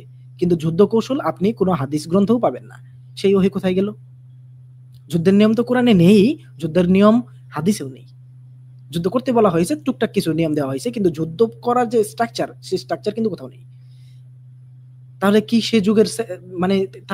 সেই যুগের স্যান্ডেল পরা, তারপরে তলোয়ার নেওয়া, উটে চড়া, খেজুর পাতা দিয়ে লিখা এগুলোও শরীয়ত? নাকি আপনি নিজেই ঠিক করেন কোনটা ওহী আর কোনটা না? এই প্রশ্নটির জবাব অবশ্যই দিবেন। আপনারা কি নিজে ঠিক করতেছেন কোনটা ওহী কোনটা না? সেই যুগের স্যান্ডেল একরকম ছিল। তারা যা পড়তো সেই যুগে তারা তলোয়ার দিয়ে যুদ্ধ করত। সেই যুগে তারা উট চড়াতো, উটে চড়তো, খেজুর পাতা দিয়ে লিখতো। এগুলো কি শরীয়ত? এগুলোকে এখন শরীয়ত বানান না? সেগুলো ওহী হিসেবে কেন মানছেন না? আপনি তো আল্লাহ না যে আপনি ঠিক করবেন কোনটা ওহী আর কোনটা ঐতিহাসিক। আপনারা তো সেগুলো ঐতিহাসিক বলতেছেন, আর এগুলোকে আপনারা হাদিসে যা আছে এগুলোকে বিধান হিসেবে বলতেছেন বা ওহী হিসেবে বলতেছেন। এই দ্বিমুখিকতা, একবার ওহী একবার ঐতিহাসিক, এরাই তো মানে এইগুলোই তো ধর্মের ব্যবসায়ী। যদি রাসূলের হাদিস ওহী হয় তাহলে কেন সাহাবীরা একে অপরের হাদিস মানেননি? এটা আমার আরেকটি প্রশ্ন। যদি রাসূলের হাদিস ওহী হয় তাহলে সাহাবীরা কেন একে অপরের হাদিস মানেননি? শিয়ারা এক ধরনের হাদিস নিছে, আবার আমরা সুন্নিরা আরেক ধরনের হাদিস নিছি। হাদিসে আছে যে কুকুর পালে তার আমল কমে যায়। আবু হুরায়রার মুখে শুনেও অনেকে এটা মানেননি। আবার হাদিসে এসেছে রাসূল চামচ দিয়ে খাননি। এখন আমরা কি চামচ ফেলে দিয়ে খাবো? হাত দিয়ে শুধু খেতে হবে, এটাই বিধান? নাকি চামচ দিয়ে কেউ খাইলে পাপ হবে? ওহী যদি এমন কিছু হয় যেটা কেউ মানে কেউ মানে না, তাহলে সেটা কিসের ওহী? সেটার হিদায়াত কোথায়? কোরআনের বাইরে কিছু ওহী ছিল, এটা আল্লাহর বিধান হিসেবে অনুমোদন দেননি। কোরআনের বাইরে ওহী যে ছিল এটা আল্লাহ বিধান হিসেবে অনুমোদন দেননি। এমনিও হতে পারে, ঐচ্ছিক হতে পারে, অনুকরণের হতে পারে, কিন্তু অনুসরণ বা বিধান হিসেবে নয়। রাসূল নিজেও বলেননি এই কথা। সেই কথাগুলো কেউ সংরক্ষণও করেনি। তার কিছু পরস্পর বিরোধী, কিছু হাস্যকর, কিছু ভিত্তিহীন কথাবার্তা রয়েছে হাদিসে। তারপরও এই কথাগুলোকে ওহী বলে চালিয়ে যারা কোরআনের চেয়ে বড় বানায়, তারা আসলে শিরক করছে। কারণ তারা আল্লাহর সঙ্গে মানুষকে শরীক করছে দ্বীনের উৎসে। ওহী কেবল তখনই মান্যযোগ্য যখন তা কোরআনে লিপিবদ্ধ ও সংরক্ষিত। যা সংরক্ষিত নয় তা কখনোই দ্বীনের দলিল হতে পারে না। সর্বশেষ প্রশ্ন, আত-তাহরিমের ৩ নম্বর আয়াতে আল্লাহ তাআলা যে বলতেছেন, আমি যদি সেই আত-তাহরিমের ৩ নম্বর আয়াতে আপনাকে আবার দেখে একটা পয়েন্ট ধরাই দেই। আর যখন নবী তার এক স্ত্রীকে গোপনে একটি কথা বলেছিলেন, এই কথা যে এই কথাতে আপনারা পাবেন হলো হাদিস। এই যে কথা হাদিস, তাই না? হাদিস এই যে গোপনে একটি হাদিস বলেছিলেন তার স্ত্রীকে, অতঃপর যখন সে স্ত্রী অন্যকে তা জানিয়ে দিল এবং আল্লাহ তার নবীর কাছে প্রকাশ করে দিলেন, তখন নবী কিছুটা তার স্ত্রীকে অবহিত করলো আর কিছু এড়িয়ে গেল। যখন সে তাকে বিষয়টি জানালো, যে সে বলল, আপনাকে এই সংবাদকে দিল, সে বলল, মহাজ্ঞানী আল্লাহ তাআলা দিয়েছেন, মহাসর্বজ্ঞ আল্লাহ তাআলা দিয়েছেন। তাহলে আমার একটা প্রশ্ন, নবী সাল্লাল্লাহু আলাইহি ওয়াসাল্লাম তো তার থেকে হাদিসই বলেছেন, তাহলে সেই হাদিস যখন নবী সাল্লাল্লাহু আলাইহি ওয়াসাল্লাম অন্যকে বলে দিল, তাহলে তার অপরাধ কেন হলো? এর প্রশ্নের উত্তর আপনারা দিবেন। অবশ্যই হযরত মুহাম্মদ সাল্লাল্লাহু আলাইহি ওয়াসাল্লাম তার স্ত্রীকে একটি কথা বলেছিলেন, হাদিস বলেছিলেন। এই যে হাদিস বলেছিলেন, সেই হাদিস যদি বলেই থাকেন, সেই হাদিস যদি গ্রহণযোগ্য হয়, হাদিস যেহেতু আমরা মানতেছি, তাহলে তার স্ত্রী অন্যকে সেই হাদিস বলে দেওয়াতে কেন তার অপরাধ হলো? কেন নবী যায় সেটা তাকে বলল, তুমি কি এটা বলেছিলে? কেন? এটার কোনো জবাব আছে? নেই তো। মূলত অনেকেই আপনারা জানেন না যে রাসূল আল্লাহর কথার ও কোরআনের বাইরে কোনো বিধান দিত না, এবং যদি দিত তাহলে আল্লাহ তাকে শাস্তি দিতেন। এটা পাবেন সূরা আল হক্কের ৪৪ নম্বর আয়াত থেকে। চলুন এই আয়াতগুলো পড়ে আমরা শেষ করে দেব। যদি সে আমার নামে কোনো মিথ্যা রচনা করত, তবে আমি তার ডান হাত পাকড়াও করতাম, তারপর অবশ্যই আমি তার হৃৎপিণ্ডের শিরা কেটে ফেলতাম, অতঃপর তোমাদের মধ্যে কেউ তাকে রক্ষা করতে পারত না। আর এটি তো মুত্তাকিদের জন্য এক নিশ্চিত উপদেশ। আর আমি অবশ্যই জানি যে তোমাদের মধ্যে কতক রয়েছে মিথ্যারোপকারী। শেষে যদি বলি, আর এটি নিশ্চয়ই কাফিরদের জন্য এক নিশ্চিত অনুশোচনার কারণ। এই যে নবী সাল্লাল্লাহু আলাইহি ওয়াসাল্লাম তিনি যে নিজে কিছু বলতেন না, তিনি যদি বলতেন, তার ডান হাত আল্লাহ তাআলা পাকড়াও করতেন এবং তার হৃৎপিণ্ডের শিরা কেটে ফেলতেন। কত বড় আল্লাহ তাআলা কত বড় থ্রেট দিয়ে রেখেছেন, তিনি এক ফোঁটা বাইরে যেতে পারতেন না। আর আপনারা বলতেছেন যে তিনি রজম, পাথর মেরে হত্যা করার বিধান দিয়েছেন। নাউজুবিল্লাহ। নবীর নামে এরকম মিথ্যাচার কেমনে করেন? আর আমি মনে প্রাণে বিশ্বাস করি নবী সাল্লাল্লাহু আলাইহি ওয়াসাল্লাম কখনো কোরআনের বাইরে কোনো বিধান দেননি। এতে আমাকে জেল দেন, ফাঁস দেন, তাতে কোনো যায় আসে না। কারণ আমার আল্লাহ আমাকে সতর্ক করছে যে রাসূলের নামে নানান কথা বানানো হবে। এটা কখনো শুনেছেন? চলুন সূরা আনামের 112 নম্বর আয়াতটা আপনাদের পড়ে শোনাই। আর এভাবেই আমি প্রত্যেক নবীর শত্রু করেছি মানুষ ও জিনের মধ্য থেকে শয়তানদেরকে। তারা প্রতারণার উদ্দেশ্যে একে অপরকে চাকচির্যপূর্ণ কথার কুমন্ত্রণা দেয়, এবং তোমার রব যদি চাইতেন তবে তারা তা করত না। সুতরাং তুমি তাদেরকে ও তারা যে মিথ্যা রটায় তা ত্যাগ করো। অবশ্যই নবীর নামে মিথ্যা রটানো হবে, তা ত্যাগ করতে হবে। এরপরও বলবেন যে নবীর নামে মিথ্যা রটানো হয়নি, যা আসতেছে সবই সঠিক। অলরেডি আপনারা যদি হাদিসের প্যাটার্নটা দেখেন, হাদিসে আপনার যত লক্ষাধিক ৩৫ লক্ষর মতো ২৩ লক্ষের মতো যে হাদিস ছিল, সেই হাদিসগুলো ছেকে জালগুলো বাদ দিয়ে এখন পর্যন্ত প্রায় ইউনিক হাদিস আপনার ৩,০০০ ৪,০০০ মতো রয়েছে। এই ইউনিক হাদিসগুলোকেও ছাকা বাকি রয়ে গেছে। এটা যদি আপনারা কোরআন দ্বারা ছাকেন, তাহলে সেখান থেকেও সঠিক হাদিস বেরিয়ে আসবে, নবীর আসল অনুকরণগুলো বেরিয়ে আসবে। আর সেটাই হচ্ছে, আর মূল বিষয়টা হলো যে, আর সেটাই হচ্ছে, তাই আমি আল্লাহর কথাই বিশ্বাসী। মানে আল্লাহ তাআলা যে বলতেছেন যে নবীর নামে কথা রটানো হবে, তাই আমি আল্লাহর কথাতেই বিশ্বাসী যে নবীর নামে কথা রটানো হয়েছে। আল্লাহ বলেছেন সূরা জুমারের 23 নম্বর আয়াতে, আল্লাহ নাজিল করেছেন উত্তম বাণী, উত্তম হাদিস। আপনারা সেখানে হাদিস পাবেন, উত্তম হাদিস, সাদৃশ্যপূর্ণ একটি কিতাব আল কোরআন, যা বারবার আবৃত্তি করা হয়। বারবার আবৃত্তি কিন্তু কোরআনই করা হয়। যারা তাদের রবকে ভয় করে, তাদের গাত এতে শিহরিত হয়, তারপর তাদের দেহ ও মন আল্লাহর স্মরণে বিনম্র হয়। এটা আল্লাহর হিদায়াত, তিনি যাকে চান তাকে এর দ্বারা হিদায়াত করেন। আর আল্লাহ যাকে পথভ্রষ্ট করেন তার জন্য কোনো হিদায়াতকারী নেই। আর আল্লাহ সূরা জাসিয়ার আমি এই আয়াতটি দিয়ে শেষ করে দিব। সূরা জাসিয়া 6 নম্বর আয়াতে আল্লাহ তাআলা বলতেছেন, এগুলো আল্লাহর আয়াত, আমি তা যথাযথভাবেই তোমার কাছে তিলাওয়াত করছি। অতএব তারা আল্লাহ ও তার আয়াতের পর আর কোন হাদিসে বিশ্বাস করবে? এখানে আপনারা হাদিস শব্দটি পাবেন, অর্থাৎ আল্লাহের কথার পর আর কোন হাদিসে তারা বিশ্বাস করবে? আমার উত্তর, আর কোনোটাতেই না। ধন্যবাদ সবাইকে। সালামু আলাইকুম।